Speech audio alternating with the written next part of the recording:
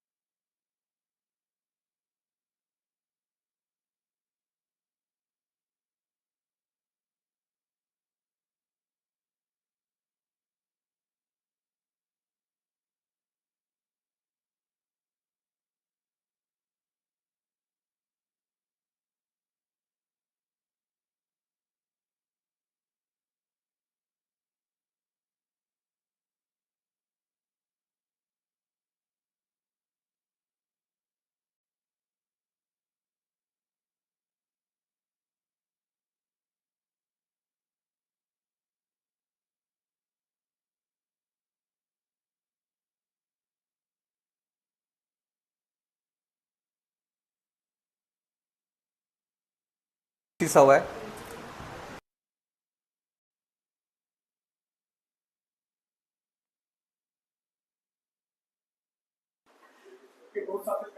Yes yes.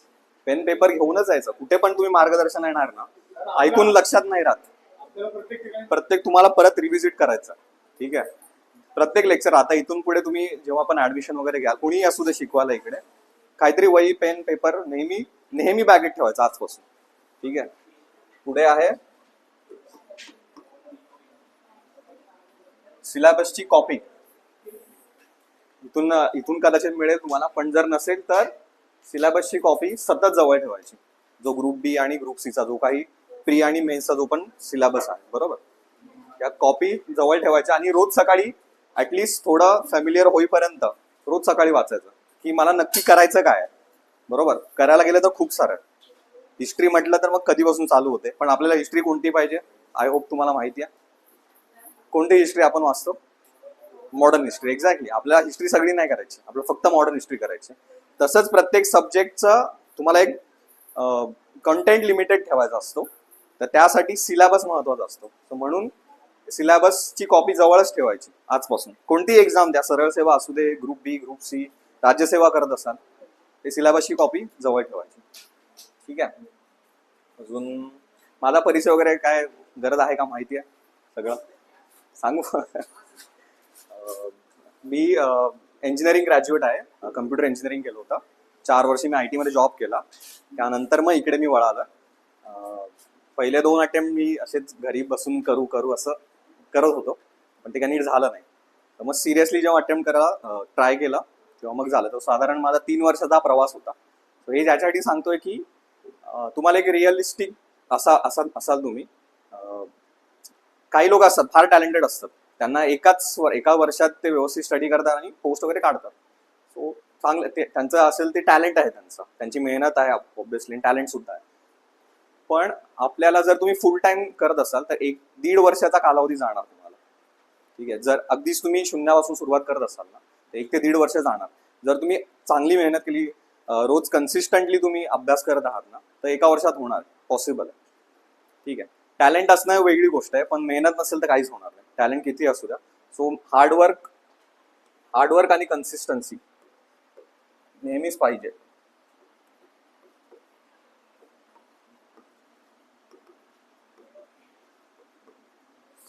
Spelling बरोबर आहे का? असे प्रश्न येतात हा. कोणत्या लँग्वेजचा पेपर असतो त्याचे विचारणार तुम्हाला, हे स्पेलिंग बरोबर आहे का. ठीक आहे. तर लक्षात ठेवायचा.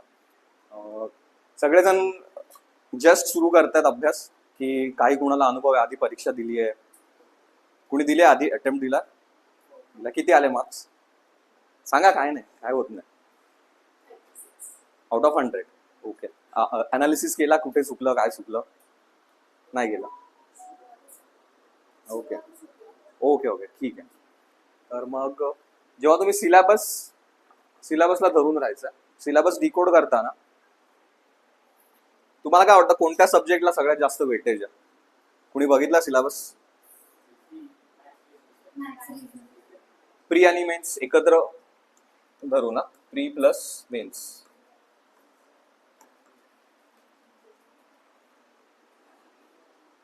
प्रीला किती पेपर असतात? मेन्सला किती पेपर असतात? पहिला पेपर किती मार्काला असतं ते? ओके. आणि म्हणजे प्रत्येक सब्जेक्टला वेटेज किती असणार? मराठीला 100 मार्क्स किंवा 50 क्वेश्चन्स. सगळ्यात जास्त वेटेज आहे लँग्वेजला. मॅथ्सला पण नाही आणि बाकी कोणत्या जीएस नाही. सगळ्यात जास्त वेटेज प्री आणि मेन्स. प्रीला तर तुम्हाला लँग्वेज नाही आहे, सो मग हे जे 2 सब्जेक्ट आहे ते तुम्हाला रोज करायचे आजपासून. जी काय बुक लिस्ट आहे, तुमच्याकडे काही पण मटेरियल असेल, हे 2 सब्जेक्ट रोज करायचे.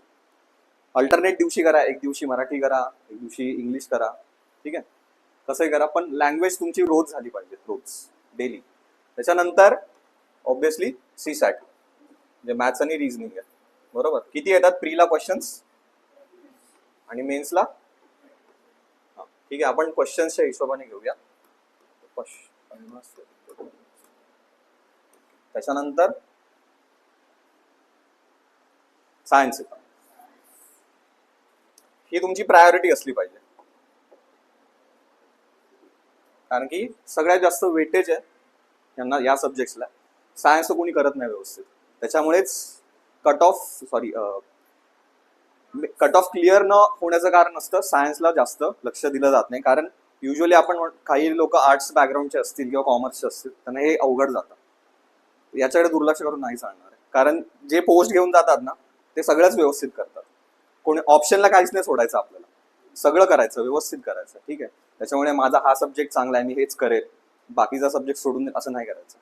आपल्याला प्रत्येक सब्जेक्ट तेवढ्याच ताकदीने करायचा आहे, कारण तुमची कॉम्पिटिशन सगळंच व्यवस्थित करणार आहे, ठीक आहे. तुम्ही आता स्कोर बघितले असतील, बरोबर, किती स्कोर येतात? मला प्रिलिमला 81 होते प्रिलिमला, तर मग असे पण स्कोर येतात, म्हणजे याच्यापेक्षा जास्त सुद्धा स्कोर आहेत मुलांना. मग विचार करा की तुम्हाला किती तुमचं, आता तुम्ही लेट्स से 40 मार्क आहेत, तुम्हाला त्या 80 पण नाही, पण ऍटलिस्ट 70+ टार्गेट प्रीसाठी आहे, बरोबर. हे तुमचं टार्गेट आहे 70+, इथपर्यंत जायचं आहे, ठीक आहे. एवढं सिरियस लागेल एकदम लगेच. कोणतं हे का? Okay, perfect. नेक्स्ट आहे जे डेलीचं करणार ते करंट अफेअर्स, ठीक आहे. करंट अफेअर्स रोज का करायचे? कारण खूप जास्त असतात. आणि जर तुम्ही ग्रुप बी पूर्वचा जो पेपर झाला आत्ताचा 2025चा, त्याच्यामध्ये खूप डीप मध्ये विचारायला सुरुवात केली आहे त्यांनी. सो तुम्हाला हे पण डेली करायचं आहे. मग याच्यात नक्की काय करायचं याच्यात? तर त्यासाठी तुम्हाला PYQ अनालिसिस महत्वाचा आहे. मग याच्यात तुम्ही टॉपिक सर्च करणार की लेट्स से काही इंटरनॅशनल घडामोडी असतील, इंटरनॅशनल इव्हेंट्स, त्याला जमा झाल्या प्रादेशिक घटना, ठीक आहे. मग येतात स्पोर्ट्स असेल, जे काही असेल, हा तुम्हाला PYQ अनालिसिस करायचा यापुढे. प्रेफरेबली 2025 आणि मागे साधारण 2020 पर्यंत. आधी हे करा, कारण की त्याच्या आधी जरा पॅटर्न थोडा वेगळा होता, ठीक आहे. सो मग 2025 हा तुम्हाला PYQ अनालिसिस करायचा. तर PYQ अनालिसिस करताना काय करणार तुम्ही एक्झॅक्टली? काय करता? अजून कुणी बघितले PYQ कसे असतात, काय असतात? सोडवायला ट्राय केलं? कसं, म्हणजे कसा अप्रोच असतो? क्वेश्चन एक्झॅक्ट रिपीट होतात का की?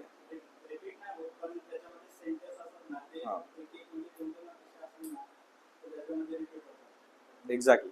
आणि बरोबर गेस केलं की तुम्हाला त्या क्वेश्चन एखादा आला असेल त्याच्या आजूबाजूचं कॉन्टेंट कदाचित पुढच्या एक्झामला विचारू शकता. सो याच्यासाठी पीवायक्यू अनालिसिस करायचा. प्लस एक सगळे पीवायक्यू जे आहेत ना त्याचं एक बाइंडर तयार करा. म्हणजे जे काही तुमचे आयोगाचे जे प्रश्न पेपर असतील तर त्याचं एक बाइंडर बनवायचं. लेट्स कधीपासून 2017 वगैरे पासून करा. 2017 ते 2025. ठीक आहे. त्याने काय होईल, सगळं आपल्याला एकाच ठिकाणी मिळेल. हे बाइंडर जर थोडं खर्चिक वाटलं तर 2-3 ग्रुपमध्ये करा, 2-3 जणांनी मिळून करा, तसंही करा. ठीक आहे. अजून याचा एक फायदा होतो की आयोगाचा जो फॉन्ट असतो तो जरा वेगळा असतो. बरोबर, आपण जो असतो तो वेगळा वापरतो. आयोगाच्या फॉन्टची आपल्याला सवय होते. त्याच्यामुळे ब्रेन जसं चालायला सुरुवात, म्हणजे ब्रेनला फॅमिलियर झालं ना की मग वाचायची स्पीड वाढते आपली. मला पण एका माझ्या सरांनी सांगितलं, मी म्हटलं असं थोडी ना असतं काय, पण जेव्हा मी ऍक्च्युली ते इम्प्लिमेंट केलं माझ्या वाचायची सवय वाढली, स्पीड वाढली. कारण आपल्याला एकच तास आहे आणि आपल्याला प्रश्न सोडवायचे 100. म्हणजे एका क्वेश्चनला किती, करा मॅथ्स आहे, जमतंय का, करा किती, 34 सेकंड. बाकीच्यांनी करा मॅथ्स करायचं आपल्याला, असंच करायचं. काय करणार बघा, इथेच सुरुवात झाली शिकवायची. करा.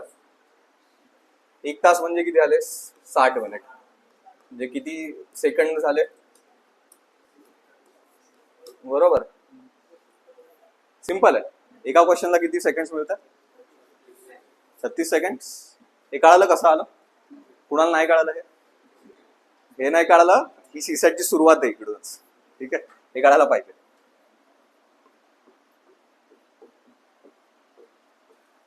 छत्तीस सेकंड मध्ये तुमचा वाचून होणार आहे का प्रश्न आत्ता, इम्पॉसिबल आहे. त्याच्यासाठीच हे पीवायक्यू बाइंडर बनवायचे आणि आयोगाच्या फॉन्ट मध्येच बघत राहायचं. त्याच्यावर खानाखुना करू नका आत्ता, फक्त बघत राहा. ठीक आहे, वाचत राहा. वाचायची स्पीड तुम्हाला आत्ता वाचायची स्पीड वाढवायची आहे. बरोबर. त्यासाठी झालं. सुरुवात कुठून करणार तुम्ही, मराठी इंग्लिश तर रोज करायचं, बरोबर, पण वाचनाची स्पीड कशी वाढवणार, काय आयडिया आहेत का तुमच्याकडे? आतापर्यंत काय वाचलं नसतं, म्हणजे अभ्यासाचं सोडू ना, बाकी काय करणार बोला. सगळ्यात सोपा विषय कोणता, आपल्याला पॉलिटी सोपं वाटतं. ठीक आहे, मला तर पॉलिटी इकॉनॉमिक्सची धास्ती होती. इंजिनिअरिंग बॅकग्राऊंड होतं, मला काय कळायचंच नाही ते. सगळ्यात सोपं आहे समजायला, सगळ्यात सोपं आहे. जर तुम्ही आत्ताच स्टार्ट करताय, आत्ताच सुरुवात करत आहात, तर पहिलं हिस्ट्रीकडे जा. त्याने काय होणार, हिस्ट्री आपण एका गोष्टीच्या पुस्तकासारखं आरामात वाचू शकतो. म्हणजे त्यात कन्सेप्ट काय आहेत का, काय नाही. कन्सेप्ट काय असणार हिस्ट्रीमध्ये, जे झालंय तेच वाचायचं. सुरुवात इकडून करा.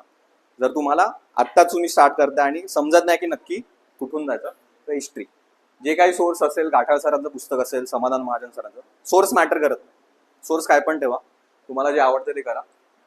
मी गाठाळ सरांचं पुस्तक वाचलेलं, पण त्याच्याबरोबर मी स्पेक्ट्रमचं पण पुस्तक होतं, कारण मला राज्यसेवेला सुद्धा त्याचा फायदा झाला होता. त्याच्यामुळे हे 2 जरा जास्त होईल, तर मग त्याच्यापेक्षा समाधान महाजन सरांचं पुस्तक बरेच लोक प्रिफर करतात, तर मग हे पुस्तक चांगलं आहे.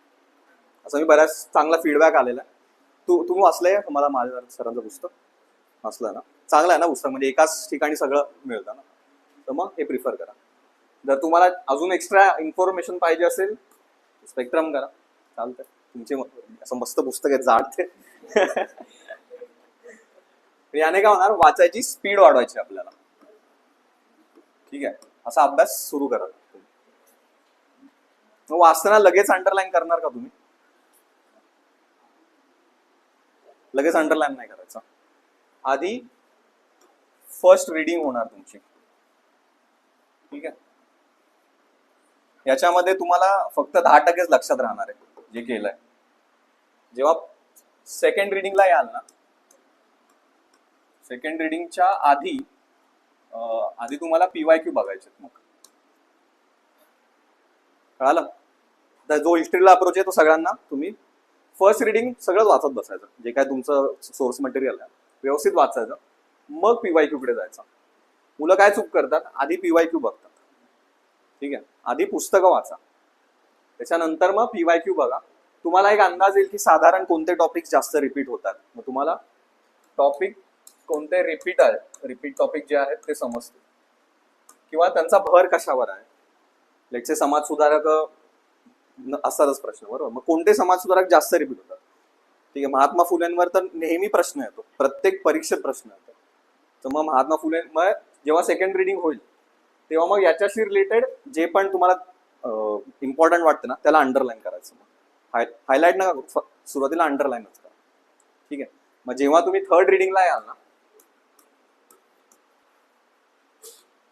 तेव्हा फक्त तुम्हाला जे अंडरलाईन केलंय तेच वाचायचं, प्लस नोट्स काढायच्या.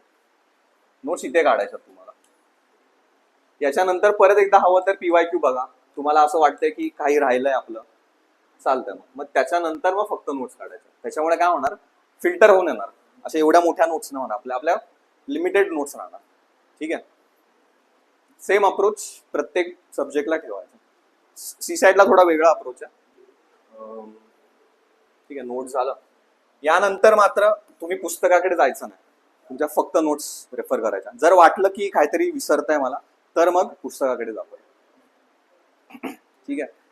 म्हणलं चला 3-3 वेळा पुस्तक वाचायला होतं, पण हीच ट्रिक आहे एक्झाम क्रॅक करायची. कंटेंट लिमिटेड ठेवायचा, रिपिटिशन जास्त करायचं. माझं एकच पुस्तक, 2च पुस्तक होती हिस्ट्रीची, तीच मी बऱ्याच वेळा वाचलेली, नोट्स माझ्या रेफर करत होतो. सो लिमिटेड कॉन्टेंट आणि मॅक्सिमम रिपिटिशन हे नेहमी लक्षात ठेवा. ठीक आहे. तुम्हाला बुकलिस्ट वगैरे काही सांगितले कोणी की बुकलिस्ट वगैरे सांगाल ना नंतर सांगून कुणाला डाऊट आहे इथपर्यंत? अभ्यासात सुरू नाही केला डाऊटच नाही. ठीक आहे, येईल, डाऊट येतील. आणि डाऊट्स नेहमी विचारायच्या, थोडं बेशरम म्हणायचं. लोक काय म्हणतील ना याचा विचार नाही करायचा. अरे मला असं आपल्या डोक्यात चालू असतं, मला काही येत नाही, मला काही येत नाही, पण इतरांना पण काहीच येत नसतं. ठीक आहे. त्याच्यामुळे जो काही डाऊट असेल ना तो नेहमी विचारा. कारण तो डाऊट मग असं होतं की प्रश्न पेपरला एखादा प्रश्न येतो आणि माझा डाऊट अनआन्सर्ड राहिला, त्याच्यामुळे तो प्रश्न सुटत नाही. तो डाऊट कुणालाही विचारा, युट्यूबला बघा. एखादी गोष्ट कळली नाही ना तर ती सोडून नाही द्यायची, त्याच्या खोलात जायला प्रयत्न करा, समजून घ्या. माझं असं झालेलं, इंडियन मॉन्सून आहे ना, भारताचा मॉन्सून जो असतो त्याचे बरेच खूप सारे फॅक्टर असतात, बरोबर. तर मग ते मला समजत नव्हतं की एक्झॅक्टली ते नक्की कसं होतं. मी 1 आठवडा फक्त भारताचा मॉन्सून वाचलं, 1 आठवडा फक्त तेवढंच करत होतं, कारण मला ते समजतच नव्हतं. ते समजलं ना किंवा ते आत्तापर्यंत व्यवस्थित लक्षात आहे. ठीक आहे.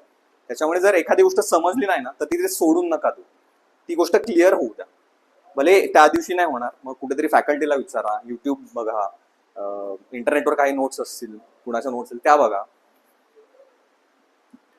ठीक आहे. ओके, तर बुक लिस्टकडे जाऊया.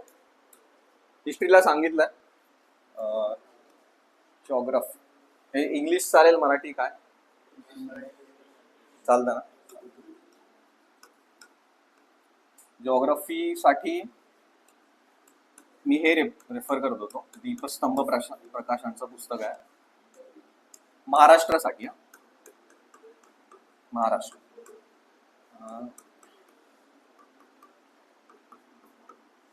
11वीची दोन पुस्तक आहेत. एक आहे फंडामेंटल्स ऑफ फिजिकल जिओग्राफी, जर इंग्लिशचा प्रॉब्लेम नसेल तर फंडामेंटल्स, आणि आहे इंडिया फिजिकल एन्व्हायरमेंट.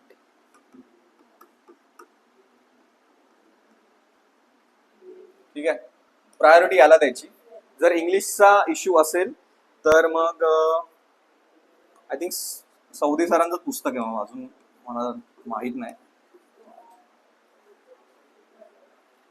मराठीमधून कोण प्रिपेअर करणार जिओग्राफी? तुम्ही आहात का? थोडं ट्राय करा. इंग्लिशचा जर इश्यू नसेल तर. इंग्लिश मीडियम मधून की मराठी मीडियम मधून? सेमी आहे ना, मी पण सेमी जाते, होतं इंग्लिश मधून करा, काय नव्हतं. ठीक आहे. या NCERT मस्ट आहेत, म्हणजे सुरुवात हा तुमचा स्टार्टिंग पॉइंट आहे. स्टार्ट इथून आहे जिओग्राफी करायची. ह्या 2 NCERT कंपल्सरी आहेत, त्याच्याशिवाय कोणती स्पर्धा परीक्षा तुमची क्लिअर नाही होणार, म्हणजे जिओग्राफीसाठी ऍटलिस्ट. ठीक आहे. दीपस्तंभाचा किंवा सौदी सरांचा MS महाराष्ट्रासाठी वाचा. ठीक आहे. लिहायचं कुणाला आहे मला? त्यानंतर पॉलिटीसाठी लक्ष्मीकांत सरांचंच पुस्तक आहे. हे मराठीत अवेलेबल आहे का? पण त्याच्यात चुका भरपूर झाल्यात असं ऐकलं मी त्या पुस्तकात. आहे आहे का? चांगलं ना? बस हे बायबल पॉलिटीचं. This is it. याच्या व्यतिरिक्त जर तुम्हाला व्हॅल्यू एडिशन हवं असेल ना, तर चाणक्याचे ना अभिजित शिंदे सर आहेत, त्यांचं एक पुस्तक आहे.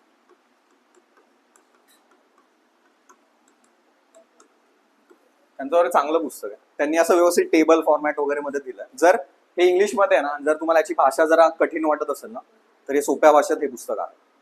ठीक आहे. Next, economics.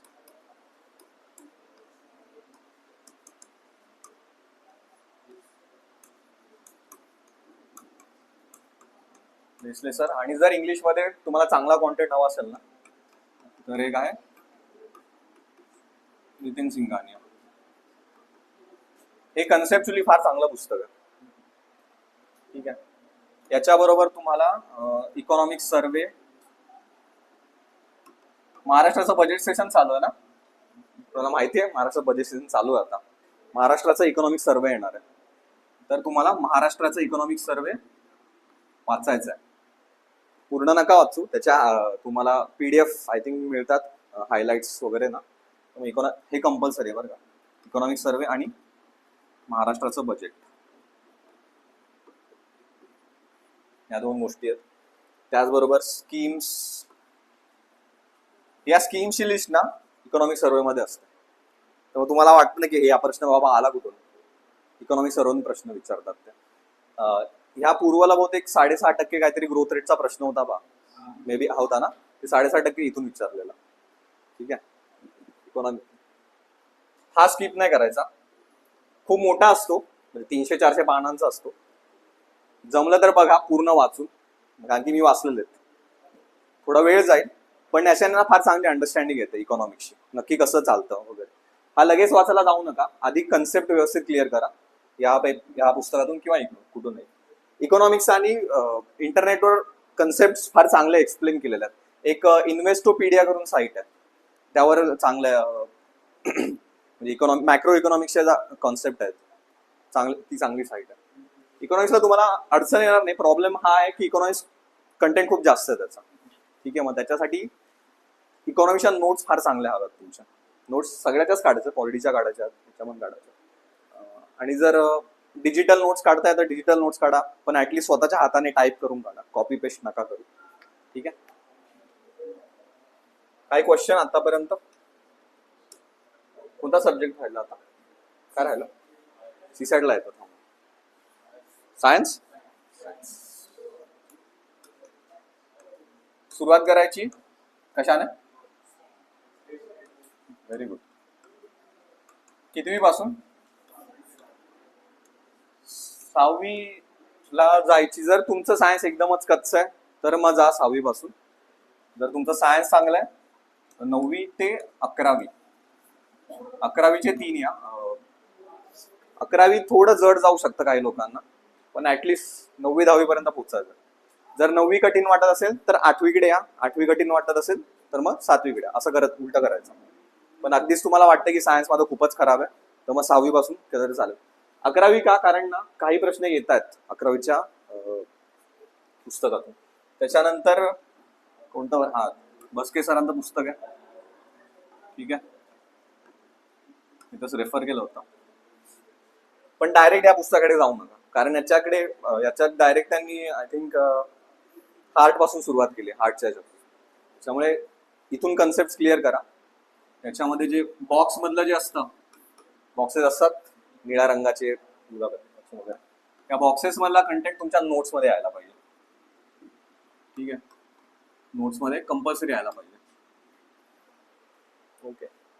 सायन्स मध्ये काय डाऊट अजून कोणाला? सायन्स स्टेट बोर्ड सोडून दुसरीकडे जाऊ नका, कारण बाकीचं मग ते कठीण वाटतं खूप. NCERT मी ट्राय केलं वाचायला 11वी-12वीचं, पण ते माझ्या डोक्यावरून जात होता. सो स्टेट बोर्ड लक्ष द्या. काय राहिलं अजून?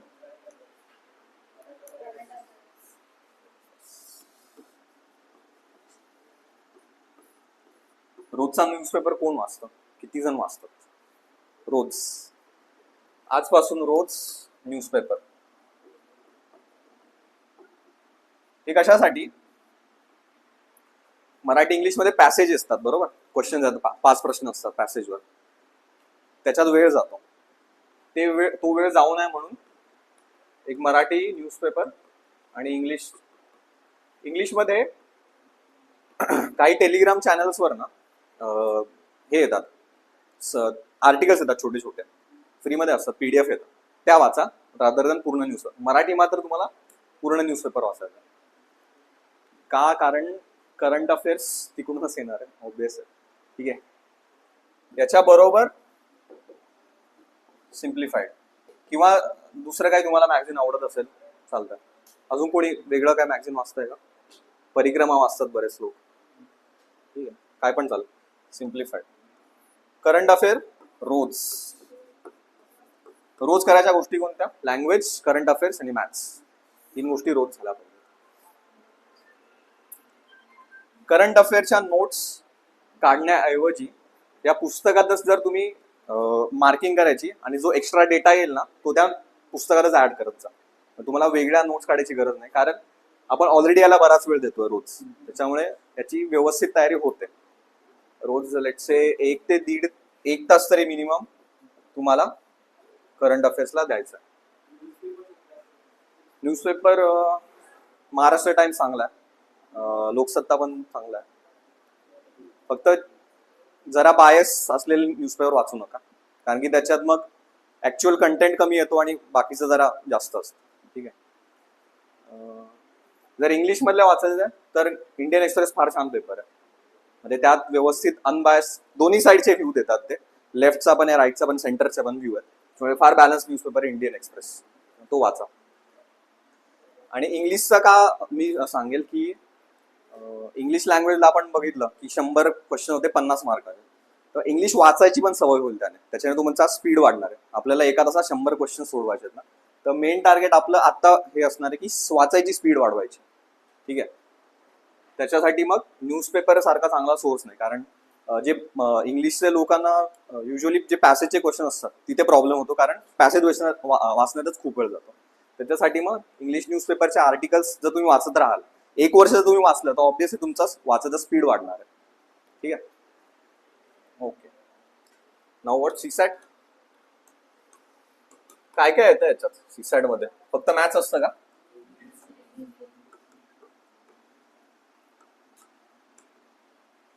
तुम्ही ट्राय केलं आतापर्यंत सोडवायला PYQ मॅथ्स स्पेसिफिकली सीसॅटचे? येतात, जमतात? हा, एक्झॅक्टली. आज काय करायचं सगळ्यांनी जाऊन, जर मॅथ्सचा थोडाफार बेस असेल तुम्हाला, ठीक आहे, जे पण कोणता पण एक PYQ आहे, लेट्स से 2024 प्री आहे, त्याचे 20 क्वेश्चन्स, किती वेळ लागतोय मला सोडवायला, किती मिनिटात होत आहे, आज जाऊन हे करायचं. याने काय होणार, तुम्हाला अंदाज येणार की तुम्हाला कुठपर्यंत पोहोचायचं. स्टँडर्ड तास आहे 20 ते 23 मिनिटात तुमचे हे 20 क्वेश्चन सोडून झाले पाहिजे. आपलं टार्गेट हे आहे. ठीक आहे. इथपर्यंत पोहोचायचं. 25 मिनिटापर्यंत जरी आलात तरी ठीक आहे, पण इथे पोहोचायचं 20 ते 23 मिनिट हे टार्गेट आहे. मग जाऊन हे करायचं. ठीक आहे. ओके. त्याच्यासाठी सोर्स अगदीच बेसिक मॅथ्स येत नाही असे आहेत कुणीकडे, नाही सांगा, काही इश्यू नाही, म्हणजे मी त्या हिशोबाने सांगेल. मॅथ्सचा इश्यू आहे, ओके. त्यासाठी मग 6वी पासूनचा मॅथ्सचं पुस्तक उघडायचं. हसू नका, हे याने खूप फरक पडतो. इथे जे सिम्प्लिफिकेशन असतं, म्हणजे सिम्प्लिफिकेशन असे काहीतरी प्रश्न असतात,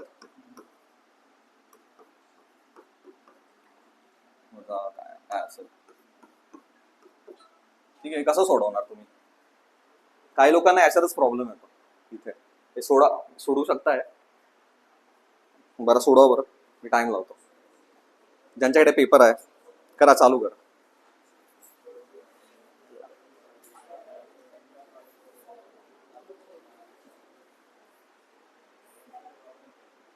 हे असं आहे 3.1/5 असं आहे. अरे 15 सेकंड झाले.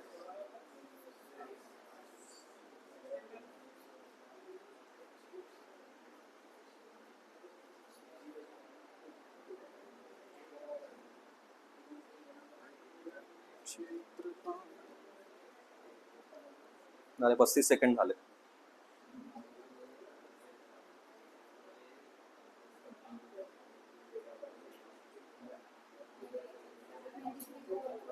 किती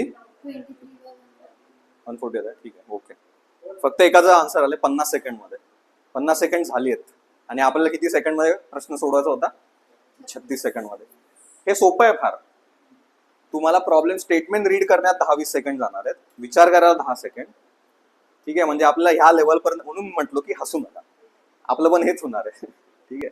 सो 6वी असेल 7वी असेल, जे तुम्हाला सोपं वाटतंय तिथून सोडायला सुरुवात, जे एक्सरसाइज असतात बरोबर प्रत्येक टॉपिकच्या शेवटी, तिथून सुरुवात करा. त्याचं उत्तर काय म्हटले, काय आता इथे काय करणार माहितीये काय? डिनॉमिनेटर छेद सेम करायचा असतो, सारखा करायचा असतो. त्याच्यासाठी काय लसावी काढायला लागतो, बरोबर. ठीक आहे, पुढचं आहे ते अभ्यासाचा भाग येतो. ठीक झालं. 6वी झालं, मग हळूहळू पुढे पुढे यायचं, 10वी पर्यंतच जायचं. जॉमेट्रीचे फॉर्म्युले मॅथ्सचं घेऊया आपण. 6वी ते 10वी स्टेट.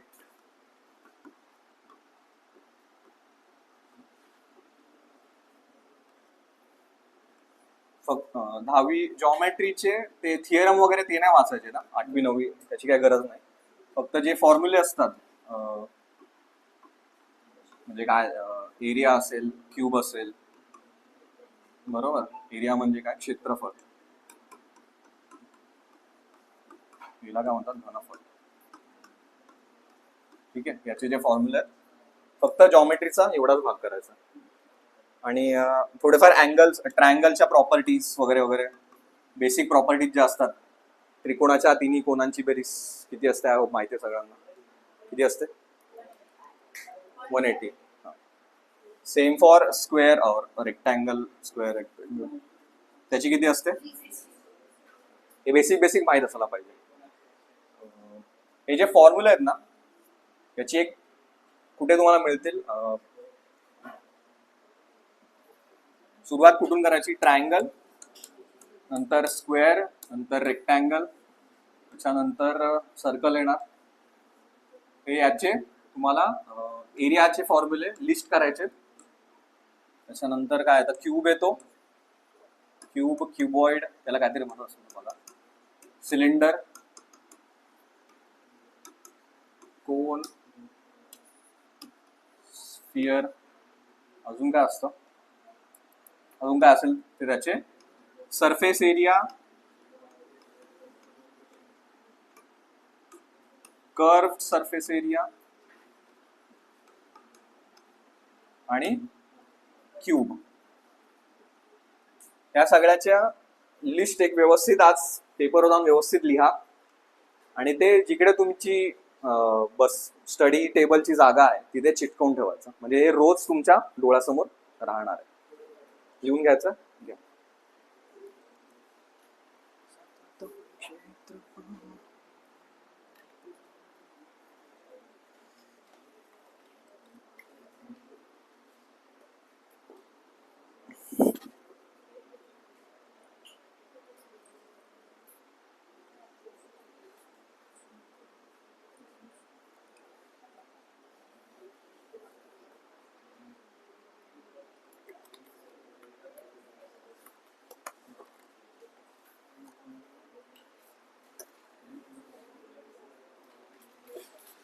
यात एक राहिलं, एक ट्रॅपेझॉइड, काय म्हणतात माहित नाही मराठी. हा शेप माहिती आहे काय असतं? आय होप कुठे वाचता असं.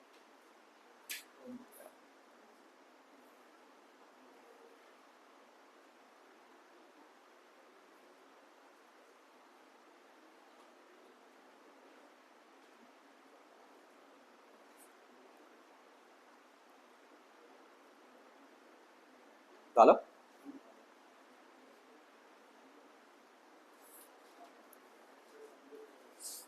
जायचं पुढे. Are you done? चला.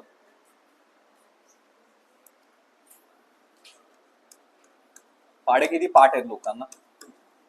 10 पर्यंत, 20 पर्यंत पाठ आहेत.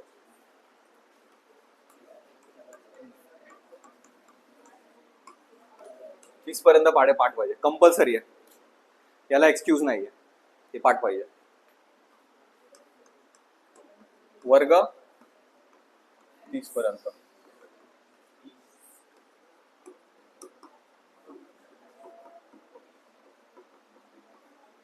ठीक आहे, 30 पर्यंत कुणाला वर्ग माहिती आहेत इकडे आत्ता? माहिती आहेत? 24चा किती येतो? 26चा?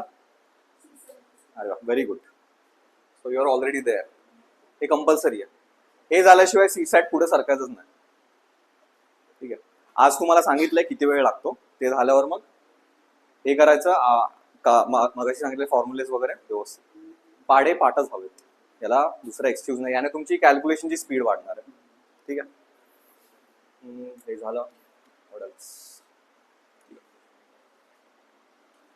अजून एक छान पुस्तक आहे, स्टाफ सिलेक्शन कमिशनच्या एक्झाम्स कुणी दिल्यात? नाही दिल्या. त्याच्यासाठी ना किरण पब्लिकेशनचं एक पुस्तक आहे मॅथ्ससाठी. यात खूप सारे प्रॉब्लेम्स आहेत, म्हणजे प्रत्येक टॉपिकचे आय थिंक 400-500 प्रॉब्लेम्स आहेत. ठीक आहे, तेवढे नाही सोडवायचे. पण जर तुम्हाला कॉन्टेंट कमी पडतोय ना प्रॉब्लेम सोडवण्यासाठी, कारण की PYQ लिमिटेड आहे, 20 असतात, त्यातले 12 आय थिंक मॅथ्सचे असतात, बरोबर? 12 आणि 12 किती? 144 फक्त तुमच्याकडे PYQ आहे. सो ह्यामध्ये खूप सारं आहे. फक्त आपले जे रिलेव्हंट टॉपिक्स आहेत PYQ अनालिसिस करून जो पण मिळणार आहे ना, त्या रिलेव्हंट टॉपिक्सचे मॅथ्सचे प्रॉब्लेम सॉल्व्ह करा. आणि याच्यात खूप टाईप्सचे प्रश्न आहेत, म्हणजे वेगवेगळ्या प्रकारे प्रत्येक टॉपिकचे वेगवेगळ्या प्रकारे विचारलेले प्रश्न. सो हे फार चांगलं पुस्तक आहे प्रॅक्टिससाठी. ठीक आहे, आणि रिझनिंगसाठी पण यांचंच पुस्तक येतं, हे किरण पब्लिकेशन. ठीक आहे, ते पण चांगलं आहे, पण ते अगदीच बेसिक मध्ये. सो त्याच्याऐवजी मी रिझनिंगसाठी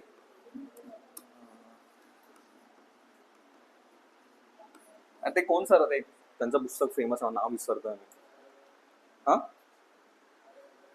RS Agarwal. Yes, RS Agarwal. त्यांचं रिझनिंगचं पण येतं ना पुस्तक.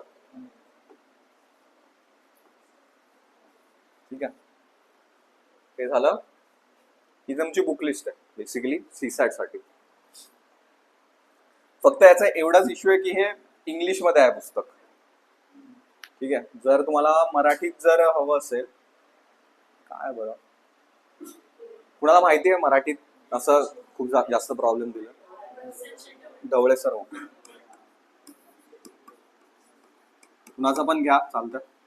फक्त आपल्याला खूप जास्त प्रॉब्लेम्स सॉल्व्ह करायचे, त्याच्यासाठी कमीत कमी तुम्हाला 2000 ते 3000 प्रश्न सोडवायचे, तेव्हा जाऊन तुमची स्पीड चांगली होणार आहे.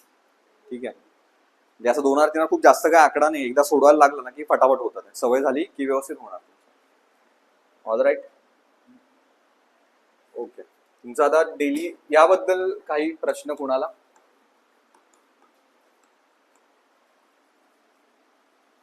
आतापर्यंत झालं? कुणाला काही क्वेश्चन आहे, काय ऍड करायचं कुणाला? सगळे फुल टाइम करतायत, कुणी जॉब वगैरे जॉब करतोय? ओके, आपण आधी जॉब जे करतायत त्यांच्यासाठी तुम्हाला थोडा वेळ जास्त लागणार आहे, कारण ऑब्विसली तुम्हाला अभ्यासाला वेळ कमी मिळतो जॉबमुळे. त्याच्यामुळे एखादा वर्ष तुम्हाला जास्त लागू शकतं.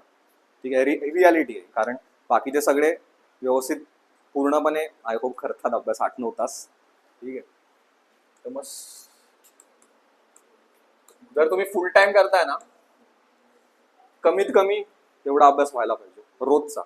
जर पूर्ण वेळ फक्त अभ्यासच करत आहात, दुसरं काही नाहीये, जॉब नाही किंवा शिक्षण वगैरे नाहीये तुमचं करत आहात, आणि इकडे ऍटलिस्ट तुम्हाला 5 to 6 आवर्स काढायचेच आहेत.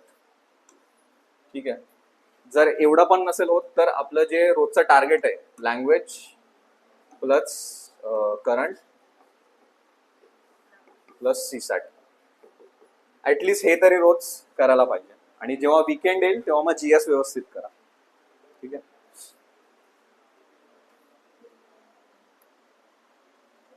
कुणी केला अभ्यासाला सुरुवात? केला. किती वेळ होतो अभ्यास? 5 तास, 4 तास, 10 तास? क्वालिटी अभ्यास होतो तुमचा? कोणत्या लायब्ररीमध्ये जॉईन केलं? अरे व्हेरी गुड. ठीक आहे. डेलीचं शेड्यूल सकाळी किती वाजता उठायचं? 10 वाजता? ठीक आहे, 5 वाजता. नाही, बाकीच्यांना विचारतात. ठीक आहे, ते तर आता प्रॉपर व्यवस्थित करतात, लायब्ररीत जातात, त्याच्यामुळे डिसिप्लिन आहेच त्यांच्याकडे. 8 एकदमच खूपच मन होत आहे, खूपच थंडी विंडी आहे. मुंबईत अशी थंडी पडत नाही, मला पडली यावेळी. 8च्या नंतर नाही झोपून राहायचं. हे पण एक अगदी एक्स्ट्रीम आहे. 7 टार्गेट ठेवा आजपासूनच. आपलं एम काय आहे? पेपरची वेळ काय असते कोणाला माहिती आहे? बरोबर, 11 ते 12 पेपरला जायचंय तुम्हाला. पोचायला किती वाजता लागतं? 9:30. 10:30 बोलू नका. पेपर 11 वाजता सुरू होणार आहे. एंट्री 1 तास आधी बंद होते. काय रिपोर्टिंग टाइम काय असतो? 9:30 रिपोर्टिंग टाइम असतो. तुम्ही एक्सपेक्टेड आहे की 9:30 पर्यंत मला सेंटरवर जायचं. 9:30ला जायचंय. तयारी करायला आपल्याला साधारण 1 तास लागेल. पोचायला 1 तास.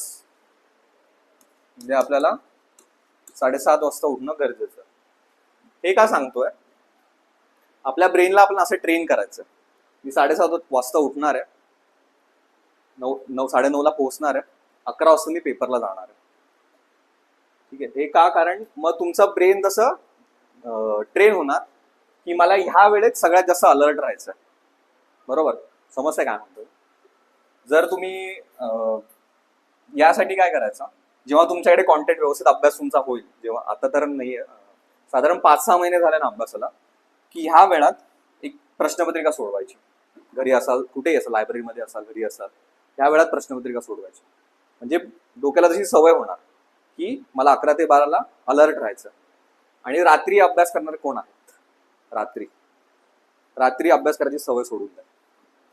आपल्याला पेपर द्यायचा आहे सकाळी. जर तुम्ही रात्री ब्रेन अलर्ट ठेवताय तर ती ब्रेनला सवय होणार की मला रात्रीच काम करायचं आहे. तुमचा ह्या वेळात ब्रेन चालणार नाही. ठीक आहे, म्हणजे किंवा कमी ताकदीने चालणार. सो आपलं सगळा जो खटाटोप चाललाय ह्या 1 तासासाठी चाललेला. ओके, तर मग त्याच्यासाठी व्यवस्थित तुम्हाला ट्रेन असं व्हायचं. 7:30 वाजता उठा, 9:30 पर्यंत काय असेल आपलं सगळं आवरायचं व्यवस्थित. आणि मग 11 ते 12 हा जो वेळ आहे ना, आता तुम्ही प्रश्नपत्रिका नाही सोडवणार, पण ह्या वेळेत तुम्ही रिकामं नाही राहायचं. आत्ता पण काही ना काहीतरी करत राहायचं. ठीक आहे. त्याच्यानंतर मेन्सला 3 ते 5 असतो, बरोबर? सॉरी, 3 ते 4. 3 ते 4च असतो ना, की 4 ते 5 असतो पेपर? सेकंड पेपर 3 ते 4च. मग जेव्हा तुमचा मराठी इंग्लिश जेव्हा पण जीएसचा कॉन्टेंट होईल व्यवस्थित, हा पेपर असतो मेन्सचा बोलतो मी. हा पेपर मराठी आणि इंग्लिशचा असतो, हा पेपर जीएसचा असतो. जेव्हा तुमच्याकडे कॉन्टेंट तयार होईल तेव्हा मग मराठीचा पेपर, लँग्वेजचा एक पेपर द्यायचा, एक जीएसचा पेपर द्यायचा.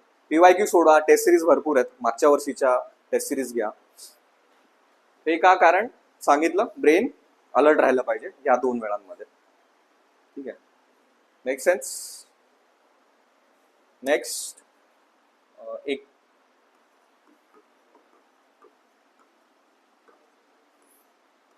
एकदा तुम्ही अभ्यासाला बसलात की 2 तास उठायचं ना तिकडून, फोन स्विच ऑफ करून बाजूला ठेवून द्यायचा. ठीक आहे, लिटरली करायचं. नाहीतर फोन सगळ्यात जास्त मोठं डिस्ट्रॅक्शन असणार आहे. 2-2.5 तास एका स्लॉट मध्ये आपला स्लॉट झाला. एक मिनिमम तुम्हाला एकदा अभ्यासाला बसलं की एवढं तरी ऍटलीस्ट 2 तास, कमीत कमी 2.5 तास गेलं तर उत्तमच आहे. किती वेळ बसायला होता आता? 1 तास, 1.5 तास होता? आय थिंक 1 तास 1.5 तास सगळेच करू शकतात. पण त्या 1.5 तासानंतर मग डळमळीत व्हायला सुरुवात होते. तो ऍटलीस्ट एवढा स्लॉट ठेवायचे. आणि असे स्लॉट ठेवायचे, 2 तास अभ्यास केला, 15 मिनिट ब्रेक घ्या, काय फिरून या, खायचं असेल. ठीक आहे, असं शेड्यूल ठेवायचं. 2 तास अभ्यास, 15 मिनिट ब्रेक, 2 तास अभ्यास. ठीक आहे, आलं लक्षात? काय डाऊट याच्यात? मग असं करून तुम्हाला कसेही करून मिनिमम 8 तास डेली करायचे. जॉब असेल, काही असेल, 5 तास मिनिमम आहे तुमच्याकडे. ठीक आहे. आता यांना जॉबवाल्यांना आहे नो की रात्रीच अभ्यास करायला वेळ मिळणार, पण 12च्या नंतर तर करू नका अभ्यास, कारण मग तो 12च्या नंतरच वेळ मिळतं का. आता ठीक आहे ना, आता ठीक आहे, पण आता जसं सांगितलं ते एक्झामच्या वेळेला गडबड होणार खूप. माझी आता एक बहीण, मामे बहीण, ती म्हणायची की मला 12वीला होती ती आता. ती म्हणायची मला रात्री व्यवस्थित सगळं, मी रात्री अभ्यास करायची. जे प्रिलिम्सचे पेपर होते ते सकाळी असतात बरोबर. ती सगळ्यात फिजिक्समध्ये वगैरे फेल झाली तिला मी पहिल्या वर्षाला हाच विचारला, तो अभ्यास कधी करते. ठीक आहे, मग ते एवढं खूप जास्त मॅटर करते ही गोष्ट. तर मग ऍटलिस्ट ट्राय करा की 12पर्यंत रॅपअप होईल हे. ठीक आहे, याचा तुम्हाला नंतर फायदा होणार. आता कदाचित तुम्हाला सेन्स नाही बनत त्या गोष्टीचा, पण हे मी केलेलं आहे, याचा ऍक्च्युली फायदा होतो. तसं आपलं बॉडी माइंड तसं प्रिपेअर होतं. ठीक आहे, तसे न्यूरॉन्स वगैरे फॉर्म होतात. जसं तुम्ही अभ्यास कराल तुम्हाला कळेल न्यूरॉन्स फॉर्म होतात वगैरे वगैरे असं. ओके, फोन हा तुमचा खूप चांगला मित्रही बनू शकतो, सगळ्यात वाईट शत्रू पण असू शकतो. ठीक आहे, सो पहिली गोष्ट आज करायची आहे, इंस्टाग्राम, फेसबुक, स्नॅपचॅट, अजून काय असतं माहित असेल, टिकटॉक तर आपल्याकडे बॅन झालं ना. बरं, अजून काही पण असेल, आजच्या आज अनइन्स्टॉल करायचे हे प्रकरण. जे युट्यूब आहे त्याचे शॉर्ट्स बंद करायचे. शॉर्ट्स असतात, रील्स, हे फार घातक आहे, कारण हे तुम्हाला सतत डोपामिनचा रश देतो. तुम्ही अभ्यास कराल बायोलॉजीमध्ये, हे सगळ्यात घातक आहे, सगळ्यात जास्त डोपामिन रश तुम्हाला देणार आहे, आणि त्याच्यामुळे तुमचा अटेन्शन स्पॅन खूप जास्त कमी होतो. रील किती असतात, 10 सेकंड 20 सेकंड हार्डली, बरोबर.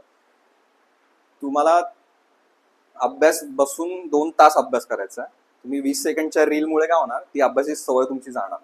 हे युट्यूब शॉर्ट्स बंद करायसाठी ना एक नो स्क्रोल ऍप आहे. नो स्क्रोल ऍप असेल, हे इन्स्टॉल करून घ्या. त्याने तो हे ऍप अलाउडच करत नाही स्क्रोल करायला. त्यात ट्विटर पण ऍड करा, कोणी असेल ट्विटरवर तर. व्हिडिओ गेम्स असतील तर प्लीज डिलीट करा ते. कॅन्डी क्रश नका खेळू. ठीक आहे, कोण खेळत असेल तर. होईल का हे जमतंय?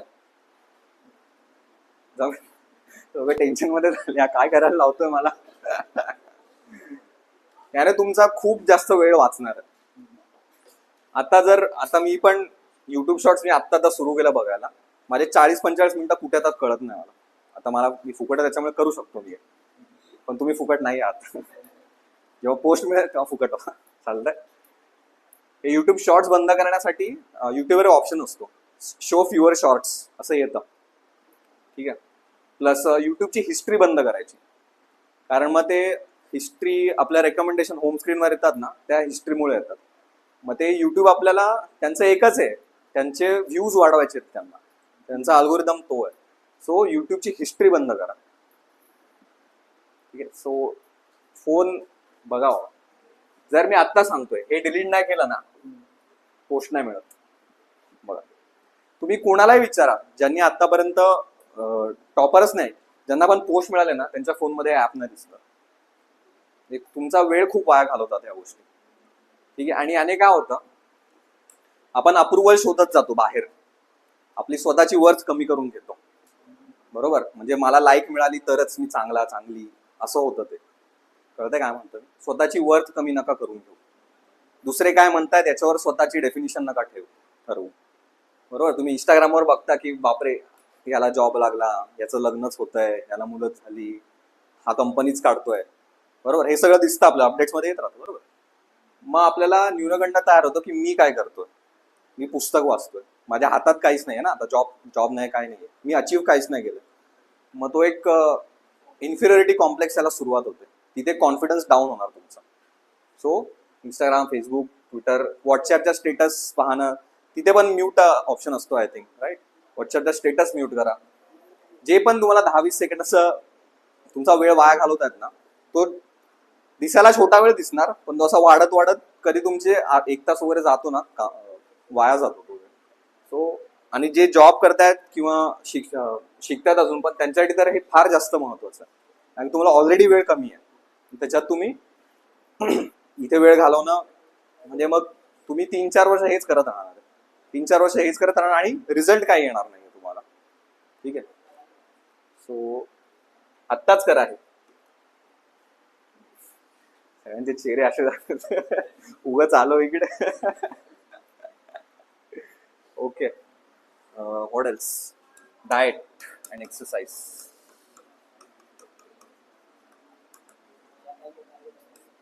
एक्सरसाइज मध्ये सूर्यनमस्कार करा.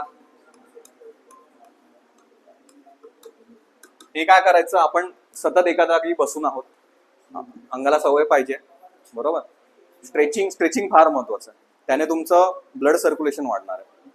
आणि डाएट म्हणजे बाहेरचा चहा अगदी 1 कप, युअर डन. 1च कप चहा मॅक्सिमम. हे का सांगतोय, त्याने शुगर खूप वाढणार.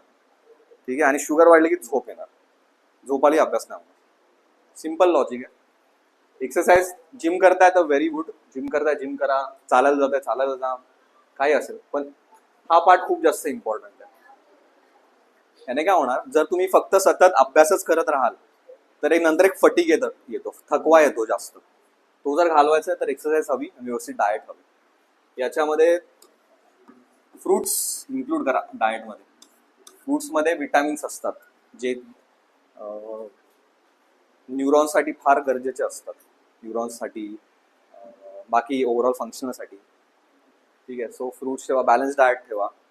नॉनव्हेज कमी खा, कारण नॉनव्हेज जास्त खाल्लं ना की मग झोप येते. नॉनव्हेज जड असतं बरोबर पचवायला, मग ब्रेन तिकडे जास्त लक्ष देणार. रात्री खाल्लं तर ठीक आहे, दुपारी नॉनव्हेज खाऊ नका. लोक टेन्शन मध्ये जायला लागले. काय सांगतं. ओके. आय थिंक माझ्या साईडने एवढंच. अजून काय सांगू, तुला डाऊट? कसं वाटतं? मस्त वाटतं ना? कुठून दुर्बुद्धी झाली का? पण छान आहे. एक आहे, अभ्यास एन्जॉय करायला शिका. एक बर्डन म्हणून त्याच्याकडे बघू नका. आता बरेचसे लोक काही इंजिनिअरिंग आता मी माझा एक्सपिरियन्स सांगतो. मी इंजिनिअरिंग बॅकग्राऊंडचा आहे, बरोबर. मला पॉलिटी आणि इकॉनॉमीचा काही संबंध नव्हता. हिस्ट्री जिओग्राफी ऍटलीस्ट थोडंफार करतो आपण स्कूलमध्ये. तेव्हा मला पॉलिटी आणि इकॉनॉमीची मला भीती होती की बापरे होईल की नाही. मला इकॉनॉमी समजायचंच नाही. मला पहिली 2 वर्ष जो अटेम्प्ट दिला ना, मला ते महसुली तूट, भांडवली तूट, कॅपिटल एक्सपेंडिचर मला कळायचंच नाही काय येतं एक्झॅक्टली काय. मग शेवटी मग जेव्हा मी लेक्चर्स वगैरे अटेंड केले तेव्हा मला इंटरेस्ट वाटला खूप जास्त. आणि मी सगळ्यात जास्त मार्क्स मी पॉलिटी आणि इकॉनॉमीमध्येच काढले. तर ती क्युरिओसिटी तुमच्यात यायला पाहिजे की चालतं कसं बाबा, की नक्की काय आहे इकॉनॉमी. ठीक आहे. आता ते ट्रम्पने जे टॅरिफ लावले त्याच्यामुळे भारतावर काय परिणाम झाला. ठीक आहे. त्याची क्युरिओसिटी यायला पाहिजे की त्याचा माझ्यावर काय परिणाम होणार आहे, आपल्या आजूबाजूच्या वातावरणावर काय परिणाम होणार आहे, बरोबर. त्याची क्युरिओसिटी आली पाहिजे. तो अभ्यास एन्जॉय नाही केला ना हा, तर मग तो बर्डन बनून जाणार. तर मग ते एक उत्सुकता ठेवा, एक मोटिवेशन ठेवा की मला समजून घ्यायचंय म्हणून मला अभ्यास करायचा. मार्क्स सेकंडरी आहेत. जर तुम्ही समजून घेण्यासाठी अभ्यास केला ना, मार्क्स आपोआप येणार आहेत. ठीक आहे. म्हणजे कन्सेप्ट जर क्लिअर असतील ना तर त्यांनी प्रश्न कसाही फिरवते. तुम्हाला कन्सेप्ट क्लिअर आहेत, बरोबर. आय थिंक ह्याच प्रिलिमला एक प्रश्न आलेला, बरोबर. फिस्कल डेफिसिटचा प्रश्न होता. राजकोषीय तुटचा फॉर्म्युलाच विचारला त्यांनी. राज्यसेवेला की ग्रुप बीला होता, मला आठवत नाही नक्की कुठे होता. ग्रुप बीला होता का? मग ते राजकोषीय, ते भला मोठा फॉर्म्युला होता. तो सोपा होता. जर तुम्हाला कन्सेप्ट क्लिअर असतील तर ते सोपं होतं करायला. सो मग त्यासाठी समजण्यासाठी अभ्यास करा, फक्त मार्कांच्या मागे जाऊ नका. ठीक आहे. मार्क्स काढायचे जर डेफिनेटली. ठीक आहे. हे झालं.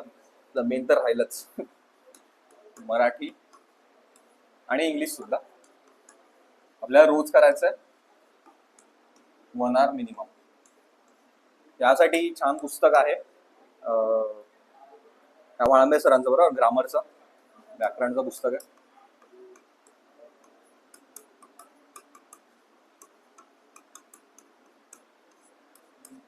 ठीक आहे. याचबरोबर ना मी एक सजेस्ट करेन, स्वतः निबंध लिहून जरा बघा एखादा. हे का म्हणतोय मी,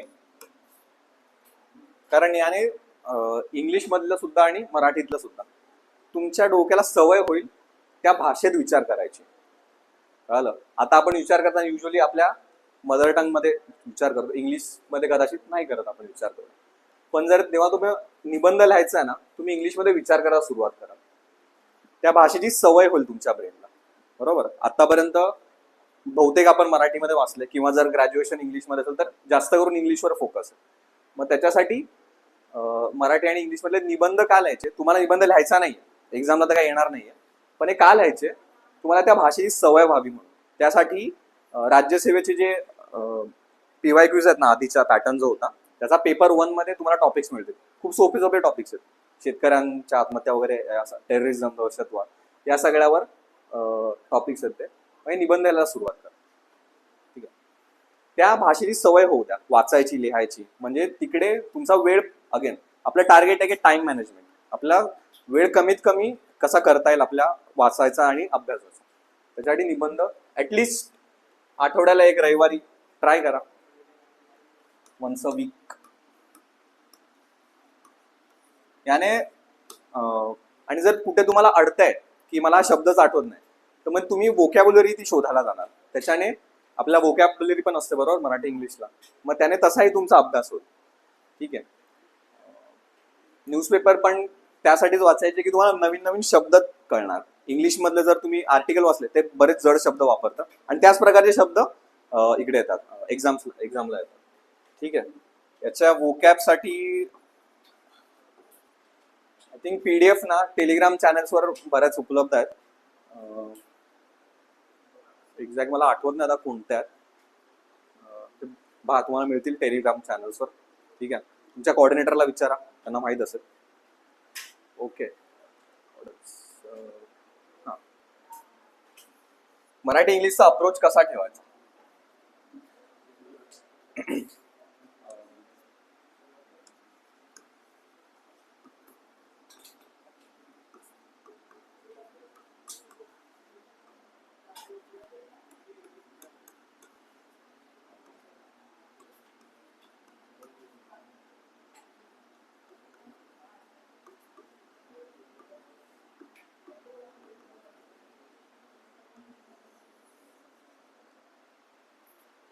ठीक आहे. आधी लिहायचं, वाचायचं, समजून घ्यायचं काय आहे व्याकरण, किंवा इंग्लिश, मराठी इंग्लिश दोघांना पण हा अप्रोच आहे. नोट्स काढायच्या. तुम्हाला जे वाटतं ना की इम्पॉर्टंट आहे, हे मला नोट्स कशाच्या काढायच्या, जे समजत नाही, लक्षात राहत नाही येते. फॉर एक्झाम्पल मराठीमध्ये शब्दसिद्धी असतात, बरोबर आहे, तर त्याचे काही प्रकारचे शब्द लक्षात नाही राहत. जे परभाषी शब्द असतात ते कठीण वाटतात, बरोबर. म्हणजे पोर्तुगीजमध्ये आलेले विचारतात, तेलुगू भाषेमधून आलेले शब्द ते लक्षात नाही राहणार. मग त्यांच्याच फक्त नोट्स बनवायच्या. बाकी समजून घ्यायचं काय आहे शब्दसिद्धी वगैरे. त्याच्यानंतर मग त्याच्या रिलेटेड शब्दसिद्धीचा आपण टॉपिक घेतला, त्याच्या रिलेटेड PYQ कोणते आले ते सॉल्व्ह करून बघायचे. जे चुकतील त्याचा अनालिसिस करायचा, काय चुकलं. मग आपल्याला आपले स्टडी गॅप्स सापडणार. स्टडी गॅप म्हणजे आपलं काय वाचायचं राहिलंय त्या टॉपिक मधलं, परत राहिलेलं इकडे जायचं, सेम रिपीट करायचं. असा अप्रोच फार चांगला आहे, कारण व्याकरण वाचायला गेलं तर खूप जास्त आहे. आपल्याला लिमिटेड कॉन्टेंट ठेवायचं आहे, मॅक्झिमम रिपिटेशन ठेवायचे. त्याच्यासाठी हा अप्रोच चांगला आहे. लेट्स से फक्त एका टॉपिक नंतर नका करू, पाहिजे तर 2-3 टॉपिक व्यवस्थित झाले मग त्याच्यानंतर असं करा. जर एक टॉपिक खूपच कमी वाटतोय मग त्याच्यानंतर असं करा. म्हणी, वाक्प्रचार वगैरे त्याचे पण PDF भरपूर अवेलेबल आहेत टेलिग्राम चॅनल्सवर, सो ते रोज वाचत जा. लँग्वेजचं कसं करा माहितीये, 1 तास असेल तुमचा व्याकरणाला प्रॉपर, व्याकरण आणि ग्राम, आणि 30 मिनिट द्या वोकॅबसाठी. याच्यामध्ये म्हणी येतात, वाक्प्रचार येतात, शब्दसिद्धी वगैरे.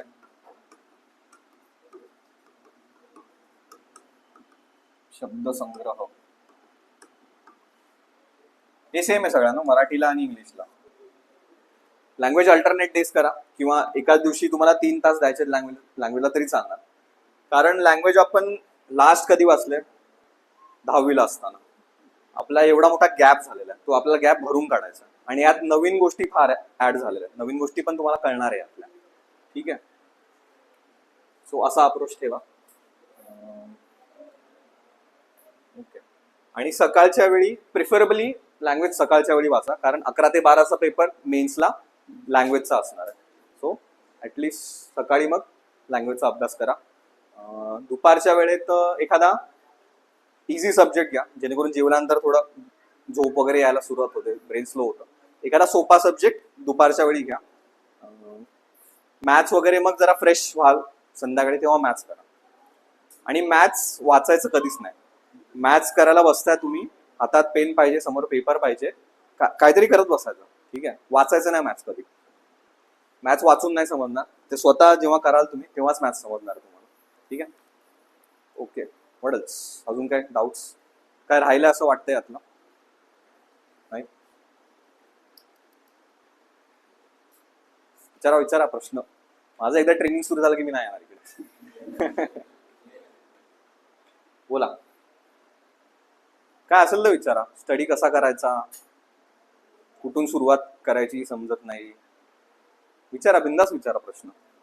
मी सांगितलं तसं करायचं, बेशरम व्हायचं. लोक काय म्हणतात असं विचार नाही करायचा, बिलकुल नाही करायचा. हा,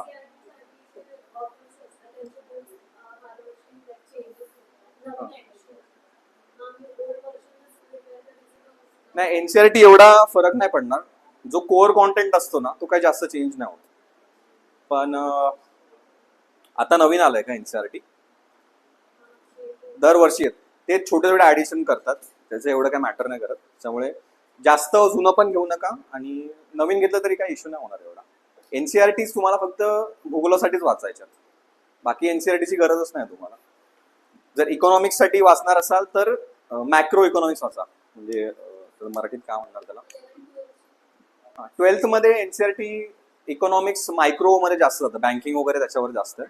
ते काय गरज नाही. 11वी 12वीला एक एकच पुस्तक, त्यांचे आय थिंक 2 पार्ट्स मध्ये ना डिवाइड केलेलं. एक एक पार्ट मध्येच मॅक्रो इकॉनॉमिक्स आहे. अगेन आपला सिलेबस धरून ठेवायचा, सिलेबस मध्ये काय आहे तेवढंच करायचं तुम्हाला. ठीक आहे, हा,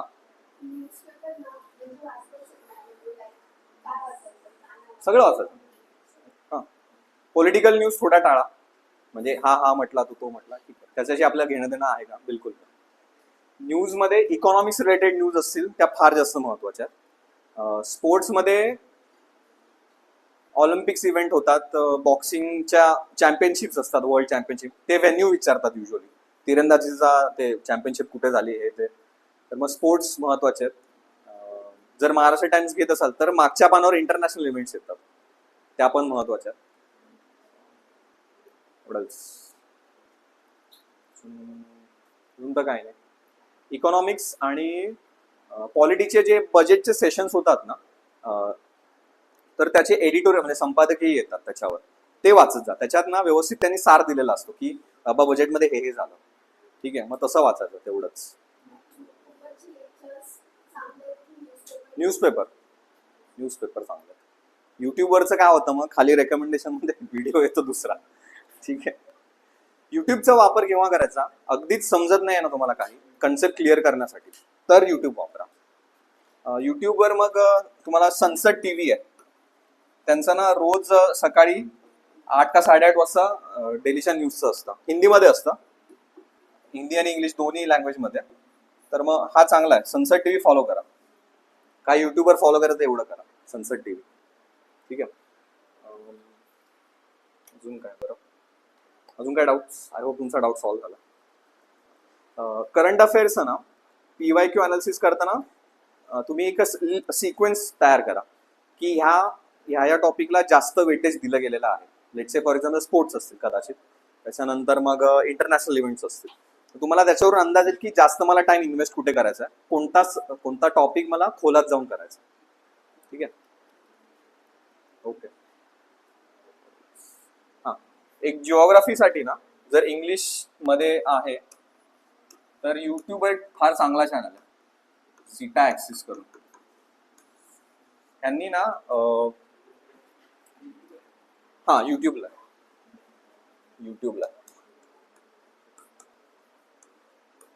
आणि कन्सेप्ट साठी फार चांगला चॅनल आहे. फक्त एवढंच की इंग्लिशमध्ये येतो. जरा तुम्ही थोडं व्हिज्युअलायझेशन आणि त्यांनी 3D अॅनिमेशन यूज केलंय. याचा जिओग्राफीमध्ये मात्र ना युट्यूबचा फायदा होतो, कारण की टेक्टॉनिक मुवमेंट्स असतात, प्लेटच्या मुवमेंट्स, ते आपण इमॅजिन व्यवस्थित नाही करू शकत. फॉर एक्झाम्पल जेट स्ट्रीम्स वगैरे झाले, आपल्याला इमॅजिन होत नाही ते व्यवस्थित. त्याच्यासाठी मग हा चॅनल फार चांगला आहे. जरी इंग्लिश समजत नसेल ऍटलिस्ट व्हिज्युअल्स बघा, तुम्हाला तो डायग्राम पुस्तकात पण सेम डायग्राम असणार आहे, फक्त त्यांनी 3D मध्ये केलेला आहे. आणि जिओग्राफीचा अभ्यास करताना त्याचा फार जास्त फायदा होतो. ठीक आहे, so I recommend this channel. 3D animation त्यांनी यूज केलेलं आहे, सो याचा फार चांगला फायदा होतो. Okay, all right. अजून काही डाऊट्स?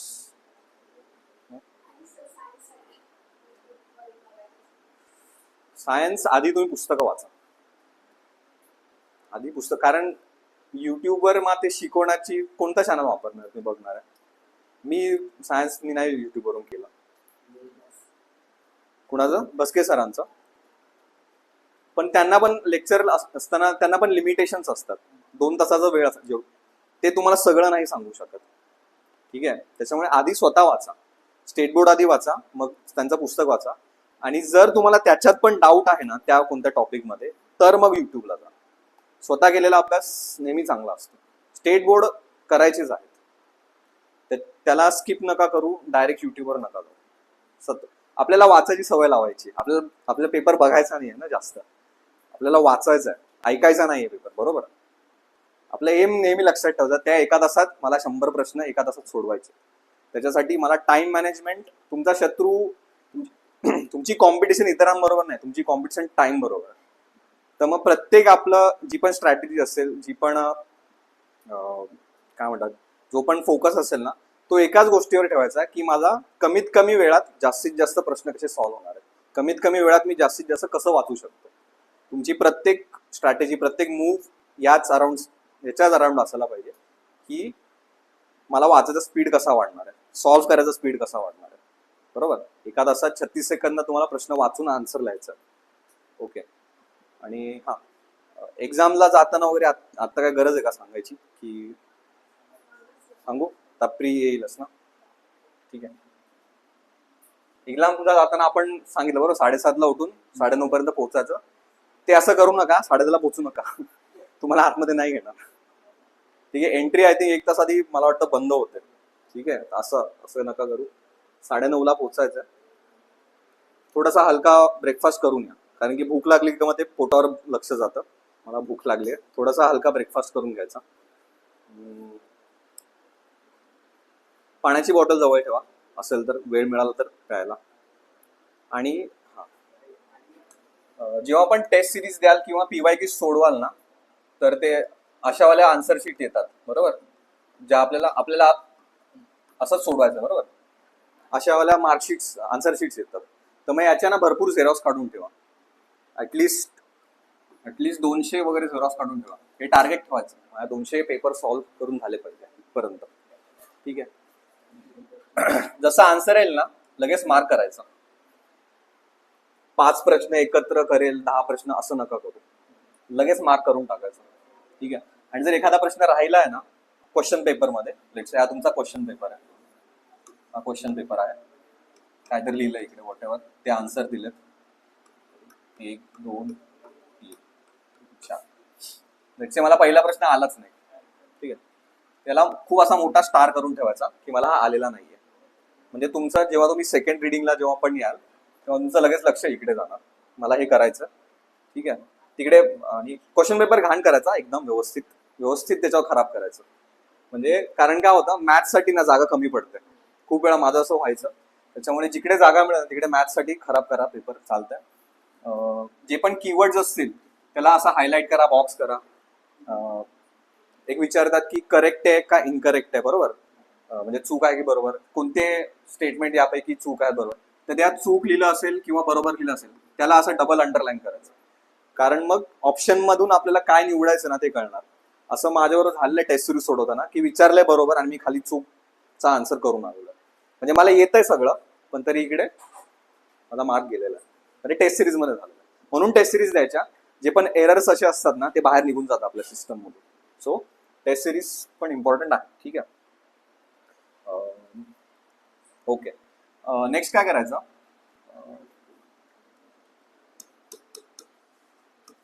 टेस्ट सिरीज जेव्हा द्याल ना तुम्ही, तर असे टाईपचे क्वेश्चन असतात ABCD. ए टाईप क्वेश्चन म्हणजे तुम्हाला शुअर माहिती आहे की याचं उत्तर आहे.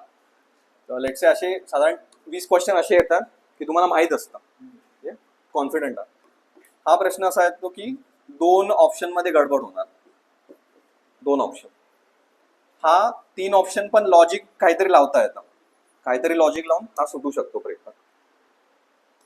हे प्रश्न अटेम्प्टच नाही करायचे.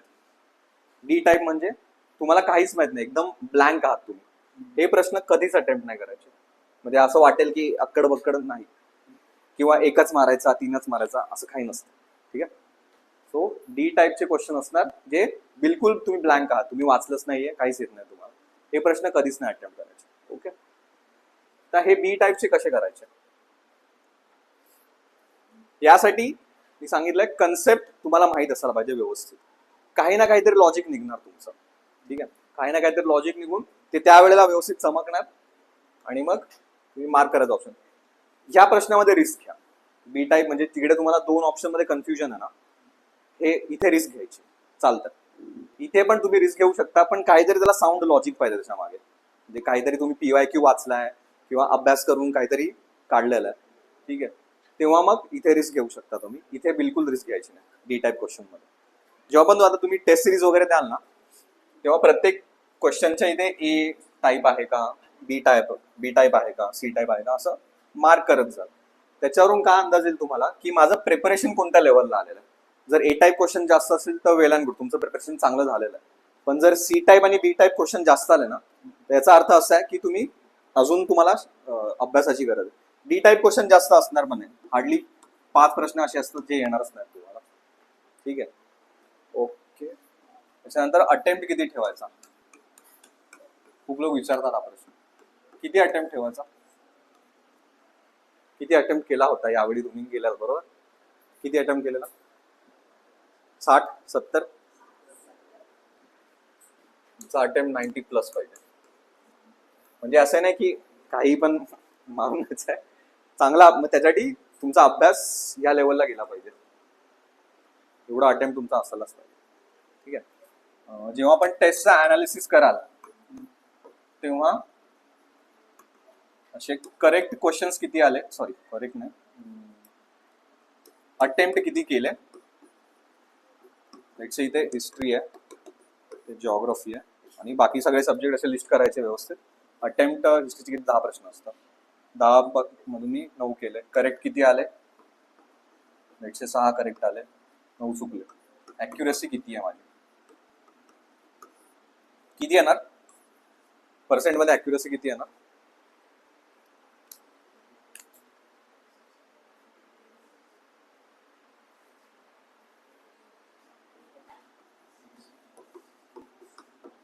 बरोबर? ज्याची ॲक्युरेसी कमी येते ना कन्सिस्टंटली, तुम्ही जेव्हा पण हे टेस्ट सिरीजचं अनालिसिस आहे, बरोबर, टेस्ट सिरीज दिल्यानंतर ज्या पण टॉपिकची ॲक्युरेसी तुमची खूप कमी येते ना, त्याचे क्वेश्चन कमी अटेम्प्ट करायचे. कळालं काय म्हटलं? आणि ज्याची लेट्स से आता जिओग्राफी आहे, मी 10 अटेम्प्ट केले टोटल आणि माझे 8 बरोबर आले, तर मग ऑब्वियस आहे की तुम्ही जिओग्राफीचे जास्त प्रश्न अटेम्प्ट करायला पाहिजे. म्हणजे तुम्ही इकडे जास्त रिस्क घेऊ शकता, कारण तुमचा मागचा डेटा काय सांगतोय की माझा हा टॉपिक चांगला आहे, हा सब्जेक्ट चांगला आहे, तर मग इथे रिस्क घेऊ शकता. ठीक आहे. हे रिस्क कुठे घ्यायची त्याच्यासाठी चाललेलं. सेम पॉलिटीमध्ये सगळेच अटेम्प्ट करायचे, पॉलिटीमध्ये प्रश्न नाही सोडायचा, कारण पॉलिटी युजली इझी येतं. ठीक आहे. इकॉनॉमीमध्ये जर डेटा माहीत नसेल तर रिस्क घेऊ नका, कारण की तो खूप जास्त डेटा असतो. जर माहीतच नसेल, कधी वाचलंच नाहीये, तर तिकडे रिस्क नका घेऊ. सेम सायन्स आहे, जर माहीत नसेल तर रिस्क कमी घ्यायची, कारण की युजली सायन्सची ॲक्युरेसी कमीच असते, 60 ते 70% जास्त नसते ॲक्युरेसी. ठीक आहे. सीसॅट मॅथ्सचे प्रश्न 20 मधून 18 तरी कमीत कमी अटेम्प्ट झालेच पाहिजे. ठीक आहे. कारण मॅथ्स जे बाकीचे मुलं आहेत ना ते व्यवस्थित करणार आहेत मॅथ्स, आणि काय जास्त हार्ड पण नसतं मॅथ्स, फक्त त्याच्यात प्रॅक्टिस जास्त लागते तुम्हाला. मॅथ्स कठीण आहे असं नाही होत, फक्त प्रॅक्टिस जास्त हवी असते तुम्हाला. ठीक आहे. ओके. अजून काही? हां, okay, very good. Paper direct मी हा सब्जेक्ट पहिला करेल, तो सब्जेक्ट पहिला करेल असं नका करू. फक्त सीसॅट आधी अटेम्प्ट नाही करायचा. जर सीसॅटचा पहिला दिसतं की फर्स्ट क्वेश्चन सीसॅटचा आहे, तर तो अटेम्प्ट नका करू. सीसॅट जे लास्ट 20 to 25 मिनिट्स जे पण उरतील, म्हणजे GS एकदा झाला ना आणि तुम्हाला दिसते घड्याळामध्ये की 25 मिनिटं उरलेली आहेत शेवटी, जिथे आहात तिकडे थांबा आणि सी साईडला मूव्ह करायचं लगेच. ठीक आहे. त्याने काय हे का सांगतोय, कारण प्रश्न आधीचे जे पण 80 प्रश्न आहेत ते सोडून जरा ब्रेन फायर झालेलं असतं, म्हणजे ब्रेन ऍक्टिव्ह झालेलं असतं. त्या ऍक्टिव्ह ब्रेनमध्ये मग सी सॅट व्यवस्थित सोडवलं जातं. म्हणून शेवटची 25 मी तरी ऍटलीस्ट हा फॉलो केला. तुम्ही एकदा टेस्ट सिरीजमध्ये ट्राय करून बघा. टेस्ट सिरीज यासाठीच द्यायची असते की असे आपण एक्सपेरिमेंट करू शकतो की आपला अप्रोच कसा डेव्हलप करायचा. ठीक आहे. तर मग हे ट्राय करून बघा, किंवा मग जसं तुम्हाला अप्रोच तुमचा ठेवा तसा ठेवा. पण मी तर हा प्रिफर करतो. आणि याचं लॉजिक पण मला पटतंय की ब्रेन फायर झालेला असतो, ऍक्टिव्ह असतो, हे व्यवस्थित आपण अटेम्प्ट करू शकतो. ठीक आहे. तो हे लास्टला ठेवायचे 20 प्रश्न. ओके, ठीक आहे. अजून काय? नंतर ट्रेनिंग सुरू मिळणार नाही घ्यायला, परत विचारून घ्या, नंतर वेळ नाही मिळत.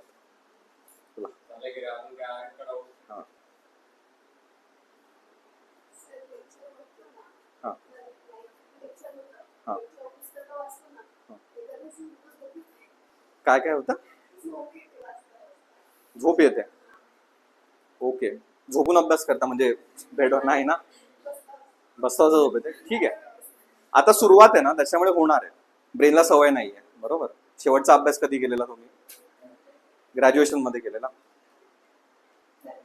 अच्छा, आता चालूच आहे का अभ्यास? पण झोप येते. वाचताना झोप येते. अरे बापरे. एसी मध्ये अभ्यास करता? नाही. हा, तुम्हाला सवय नाही त्याच्यामुळे, नवीन आहे म्हणून कदाचित असं वाटत असेल. तुम्ही आताच अभ्यासाला सुरुवात केली आहे का, की वेळ झाला? मग तुम्ही एक्सरसाइज कमी करता. एक्सरसाइज काहीच नाही करत. एक्सरसाइज नाही, फिजिकल ऍक्टिव्हिटी कमी ठेवली, त्याच्यामुळे ब्रेनला लोड जास्त येतोय. सो आय थिंक तुम्ही त्याच्याकडे जास्त काम करायला पाहिजे. थोड्या स्ट्रेचिंग वगैरे मध्ये मध्ये उठून स्ट्रेचिंग करत जा. काही सूर्यनमस्कार, ऍक्च्युली होतं असं. मला पण झोप यायची, पण मी हे करायचं. थोडं चाला घरातल्या घरात जिकडे पण तुम्ही अभ्यास करता. झोप येणं हा तर काय म्हणणार आता. तुम्हाला झोप कशी येते? पोस्ट हातात नाही, तुम्हाला झोप कशी येते? माझा पहिला प्रश्न हा आहे. तुमचं ते टार्गेट हवं की असं छानपैकी ते व्हिज्युअलायझेशन बोर्ड असतो पहा, तिकडे असं लिहायचं, प्री असेल 70+ मार्क्स, असं मेन्स असेल 300+ मार्क्स, असं छान मोठ्या पेपरवर लिहा, चिटकवून ठेवायचं. ते मला इथपर्यंत पोहोचायचं आहे. नाही येणार झोप. तुम्हाला आठवेल की बापरे, मी तर 40 वरच आहे अजून, कशी झोप येईल? मग ते समोर ठेवा सतत. ओके, हा एक चांगला एक्सरसाइज आहे, हे करू शकता तुम्ही. ओके. हा, स्ट्रॉंग कसा ठेवायचा? तुमचा कुठे लॅक होत आहे, काय होत आहे एक्झॅक्टली, प्रॉब्लेम काय? डिसिप्लिन नाही होत आहे. आता याच्यात तुम्ही बरोबर इकडे ह्या स्पर्धा परीक्षा क्षेत्रात तुमचे बाकीचे जो फ्रेंड सर्कल आहे ते काय वेगवेगळ्या जॉब करताय, तुम्ही बघणार की ते पुढे चाललेत तुमच्या, हे तुम्हाला दिसणार आहे. ठीक आहे. नंतर जाऊन तुम्हाला रिग्रेट नाही व्हावी ना, ती रिग्रेट डोळ्यासमोर आणा. कळालं? मग डिसिप्लिन हे करायलाच लागणार आहे. तसा डिसिप्लिन आणा. ठीक आहे. कारण ऑब्विस आहे, बाकीचे जॉब करणारे जे काय असेल त्यांचा संसार पुढे जाणार आहे. पुढे आपण इकडेच आहोत अजून पण. ते आठवा. म्हणजे असं भीती पण थोडीशी असावी. एकदमच जास्त कॉन्फिडंट नाही चालत, मग त्याने मग लूज पडतो माणूस. त्याने मग जरा थोडं सिन्सिरिटी आणायला ट्राय करा. तर डिसिप्लिन कशी आणणे म्हणजे हे डोळ्यासमोर नेहमी असू द्या. डिसिप्लिन यानेच येणार आहे. मी आता इकडेच आहे, पण मला 100 मार्क वाढवायचे, मला डिसिप्लिन राहणं गरजेचंच आहे. त्याच्यामुळे हे टार्गेट्स प्रीचे आणि मेन्सचे आत्तापासूनच लावून ठेवायचे. जिकडे मग स्टडी टेबल ना, मी पण असंच केलं. राज्यसेवेला मला या पेपरमध्ये एवढे मार्क्स हवे, या पेपरमध्ये एवढे मार्क्स हवे, असं मी टार्गेट लिहून ठेवलेलं. त्यामुळे डिसिप्लिन आणि मोटिवेशन वगैरे त्याची कमी नाही पडत मग याच्यासाठी. ठीक आहे. All right. अजून ओके, करायचं डन. All right.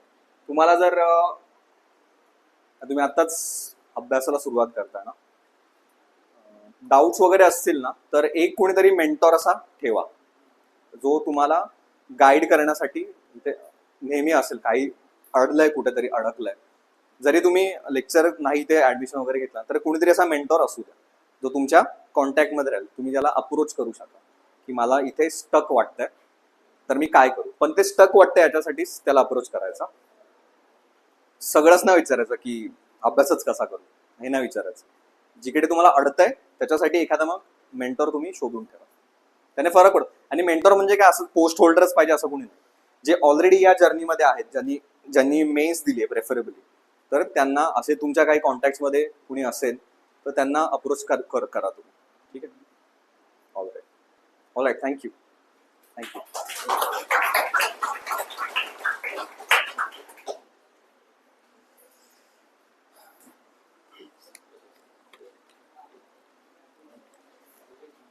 सरांनी बराच वेळ सरांनी तुम्हाला त्यांचा अमूल्य वेळेपैकी दिला आणि तुमच्या मला वाटतं तुमच्या मनातले बऱ्यापैकी डाऊट सरांनी क्लिअर केले असतील. चालेल की नाही? बोला. तुमच्यापेक्षा माझा आवाज कणकणी करतो. बोला. झालाय ना? भूक लागली का? भूक लागली? जायचंय खायला? थांबवलं. सरांनी एवढा वेळात वेळ काढून आपल्याला वेळ दिला त्याच्यासाठी सरांचेही आभार. आणि सरांना पुढच्या जर्नीसाठी सरांचं लवकरच सीटीपीटी मला वाटते 11 सीटीपीटीसाठी सर जातील. पुढच्या असणाऱ्या त्यांच्या पूर्ण जर्नीसाठी ज्या आहे आपल्या सर्वांकडे त्या ठिकाणी आपण सरांना शुभेच्छा देऊ. आणि त्यांचं असणारं त्या क्षेत्रामध्ये सुद्धा म्हणजे आता सर सेल्स टॅक्समध्ये आहेत तर सेल्स टॅक्समध्ये सुद्धा जे आहे सरांचं आम्हाला असंच मोठं मोठं कुठेतरी ऐकायला मिळालं पुन्हा. हीच सरांना जे आहे ते पुन्हा सदिच्छा देतो, अपेक्षा व्यक्त करू आपल्या सगळ्यांकडनं. आणि सरांना जे आहे ते आपण आता रजा देऊया. ओके. तुमचे जे काही डाऊट्स असतील सांगत चला. हरी सर आहेत, समीर सर आहेत, यांना तुम्ही जे आहे डायरेक्टली बोलू शकता. ठीक आहे. ज्या वेळेला मी अवेलेबल असेल त्याला बोलू शकता. ठीक आहे. सरांना जर डायरेक्ट कधी आपल्याला पुन्हा सरांना एकदा अन्याची संधी मिळाली तर पुन्हा जे आहे ते त्यांना जसं आपण विनंतीचा आग्रह त्यांना केलेलाच आहे. तुम्ही जसे याल तसे आमच्याकडे तुम्ही यायचंच आहे. त्याच्यामुळे सर पण इथं येत राहतील.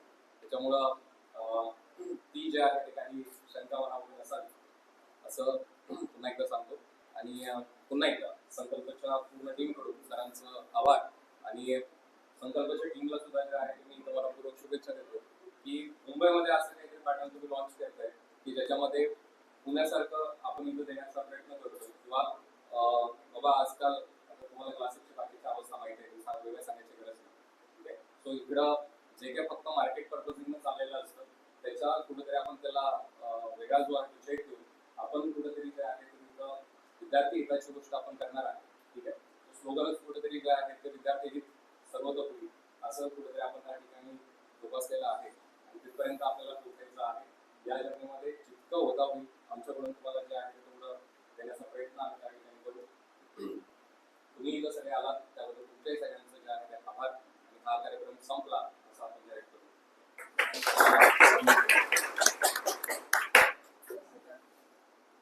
किंवा सगळ्यांसाठी जे आहे ते रिफ्रेशमेंटची सोय आहे. तो भूक लागली आहे त्याचा विचार पण आपण केलाय. तुम्हाला खायला मिळेल. बोलणार आहे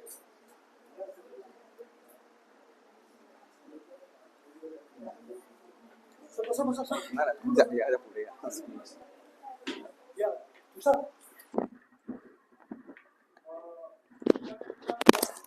ऍक्च्युली आज आठवले साहेबांचं असं उद्घाटन होणार होतं. आणि तुम्हाला सर्वांना माहित आहे म्हणजे तुम्ही पॉलिटिचे स्टुडंट पण आहात, इकोचे पण स्टुडंट आहात. पॉलिटीमध्ये राज्यसभा नावाचा प्रकार असतो, त्याचा फॉर्म भरण्यासाठी ते दिल्लीला आहे. हे माझी भाऊची आहे, पण आठवलेच आहे. तर याच्या मार्फत ते येणार होते. भाऊची दिलगिरी व्यक्त करा आलं तुमच्यासमोर की आठवले साहेब का का नाही आले ते सांगतील आता तुम्हाला. सर्वप्रथम आपल्या सगळ्यांचं मी हार्दिक अभिनंदन करतो की आपण सर्वांनी वेळ काढून आपल्याच कार्यक्रमासाठी आला. डॉक्टर साहेबांनी सरांनी आठवले साहेबांचा वेळ घेतला होता. आठवले साहेब म्हणजे केंद्रीय राज्यमंत्री रामदासजी आठवले साहेब यांच्या हस्ते आज उद्घाटन होणार होतं. पण राज्यसभेच्या त्यांच्या ज्या प्रोसेस आहेत त्या प्रोसेसमध्ये आज त्यांची आपले प्रधानमंत्री मोदीजी साहेब आणि अमित शहा त्यांच्याबरोबर मिटिंग आहे. त्याच्यामुळे कसं झालं अर्जन्सीमध्ये काल त्यांना दिल्लीला जावं लागलं आणि दिल्लीमध्ये आज त्यांच्याबरोबर त्या मिटिंग सुरू आहे. तर आठवले साहेब येऊ शकले नाहीत, पण आठवले साहेबांनी त्यांचा एक मेसेज दिलेला आहे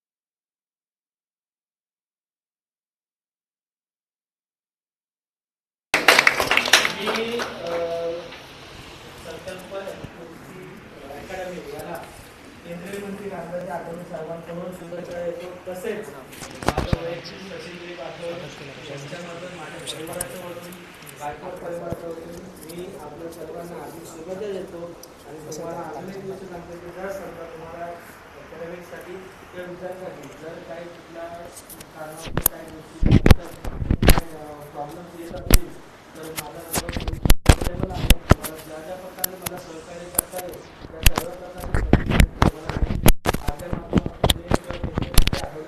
माध्यमातून पण तुम्हाला ज्या ज्या काही समजा प्रॉब्लेम चालू आहे सॉल्व्ह करायचा असेल तर ते मी तुम्हाला या माध्यमातून सांगतो.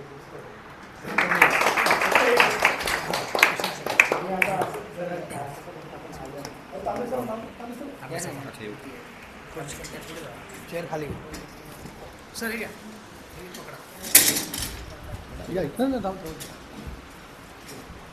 हे आपले तुषार सर आहेत, हे PSI आहेत. ओके, म्हणजे स्पेशली आपलं सेमिनार तर येणारच आहे ते 100%. पण आज त्यांना वेळ मिळाला, त्यांनी ती वेळ दिली त्याच्याबद्दल मी पहिला आभार मानतो त्यांचा. तुम्हाला थोडंसं मार्गदर्शन करतील. ओके, एक्झाम कशी असते काय असते थोडंसं 1-2 मिनटं बोलतील ते. ओके, बोला सर.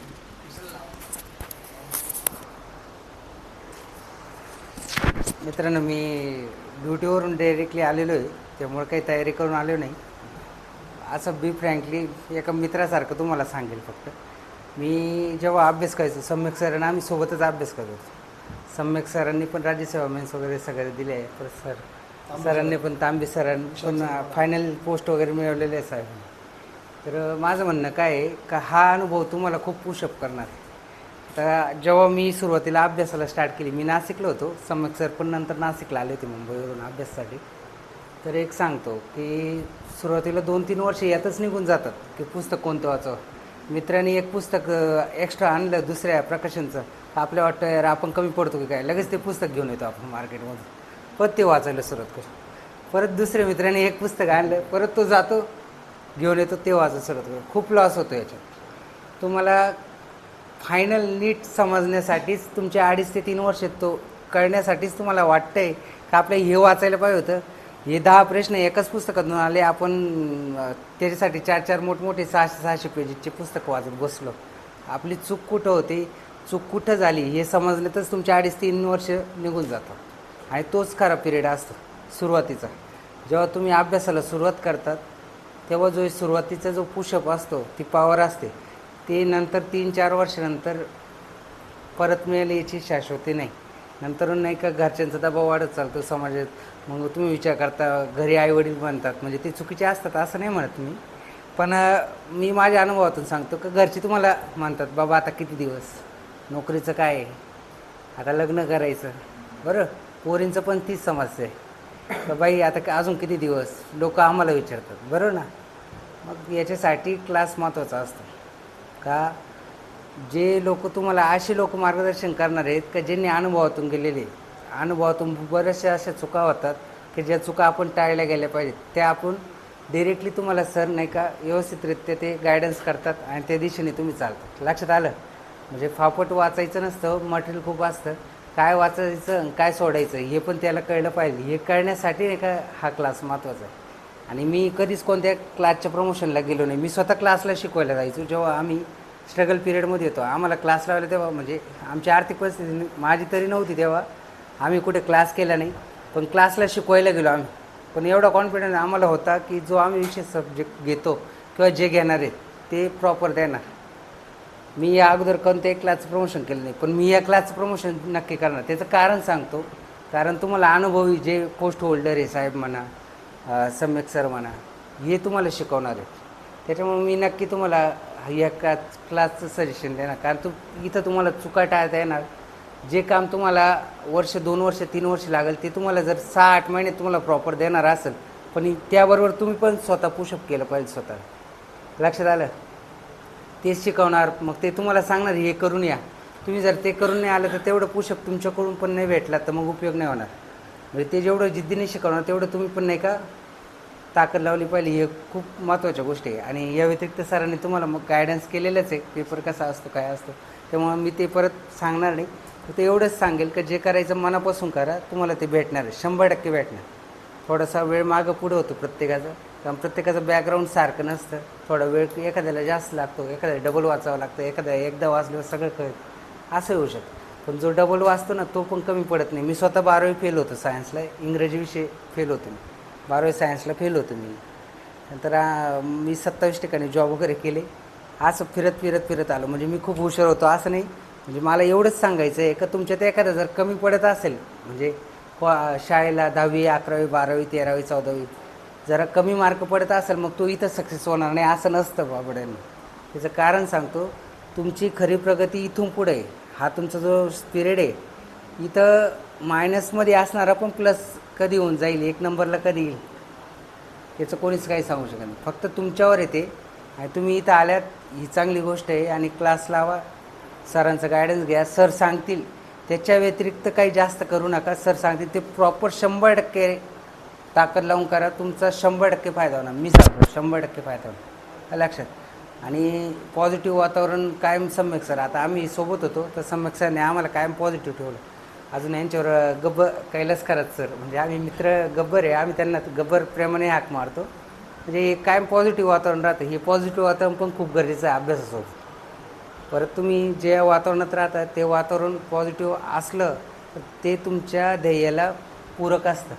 ते खूप गरजेचं आहे. ते इथं तुम्हाला 100% मिळणार. त्यामुळे नक्की तुम्हाला पुढील वाटचालीसाठी शुभेच्छा, सरांच्या क्लाससाठी शुभेच्छा. आणि इथं आलेलं प्रत्येक विद्यार्थी घडणारच हे मला माहिती आहे. आणि परत एकदा तुम्हाला डिटेलमध्ये गायडन्स करण्यासाठी येईल मध्यंतरी. आणि एक तुम्हाला थेरी पण सांगेल जी मी स्वतःवर पण अप्लाय केली, ते सक्सेस झालं. मी तुम्हाला तेव्हा पिरियडमध्ये अर्धा तास त्याच्यावर मी तुम्हाला सांगणार आहे कसं करायचं, स्वतःला हे करायचं, इम्प्रूव्ह करायचं. ओके, तुम्हाला सगळ्यांना धन्यवाद. 2 गोष्टी सांगायच्या, फक्त जास्त वेळ नाही घेणार आता. ओके, कारण ऑलरेडी चेहऱ्यावर कंटाळा आलेला आहे सगळ्यांना. कंटाळा आलेला आहे, 2च गोष्टी सांगतो. एक गोष्ट जी आहे सगळ्यात पहिली ना, मला असं ऐकण्यात आलं आहे की तुम्हाला फोन वगैरे येतात, इनडायरेक्टली समजून जावा तुम्ही. ठीक आहे, मला फक्त एकच म्हणत आहे विद्यार्थी मित्रांनो, तुम्ही आता ऑफिसर होणार आहात.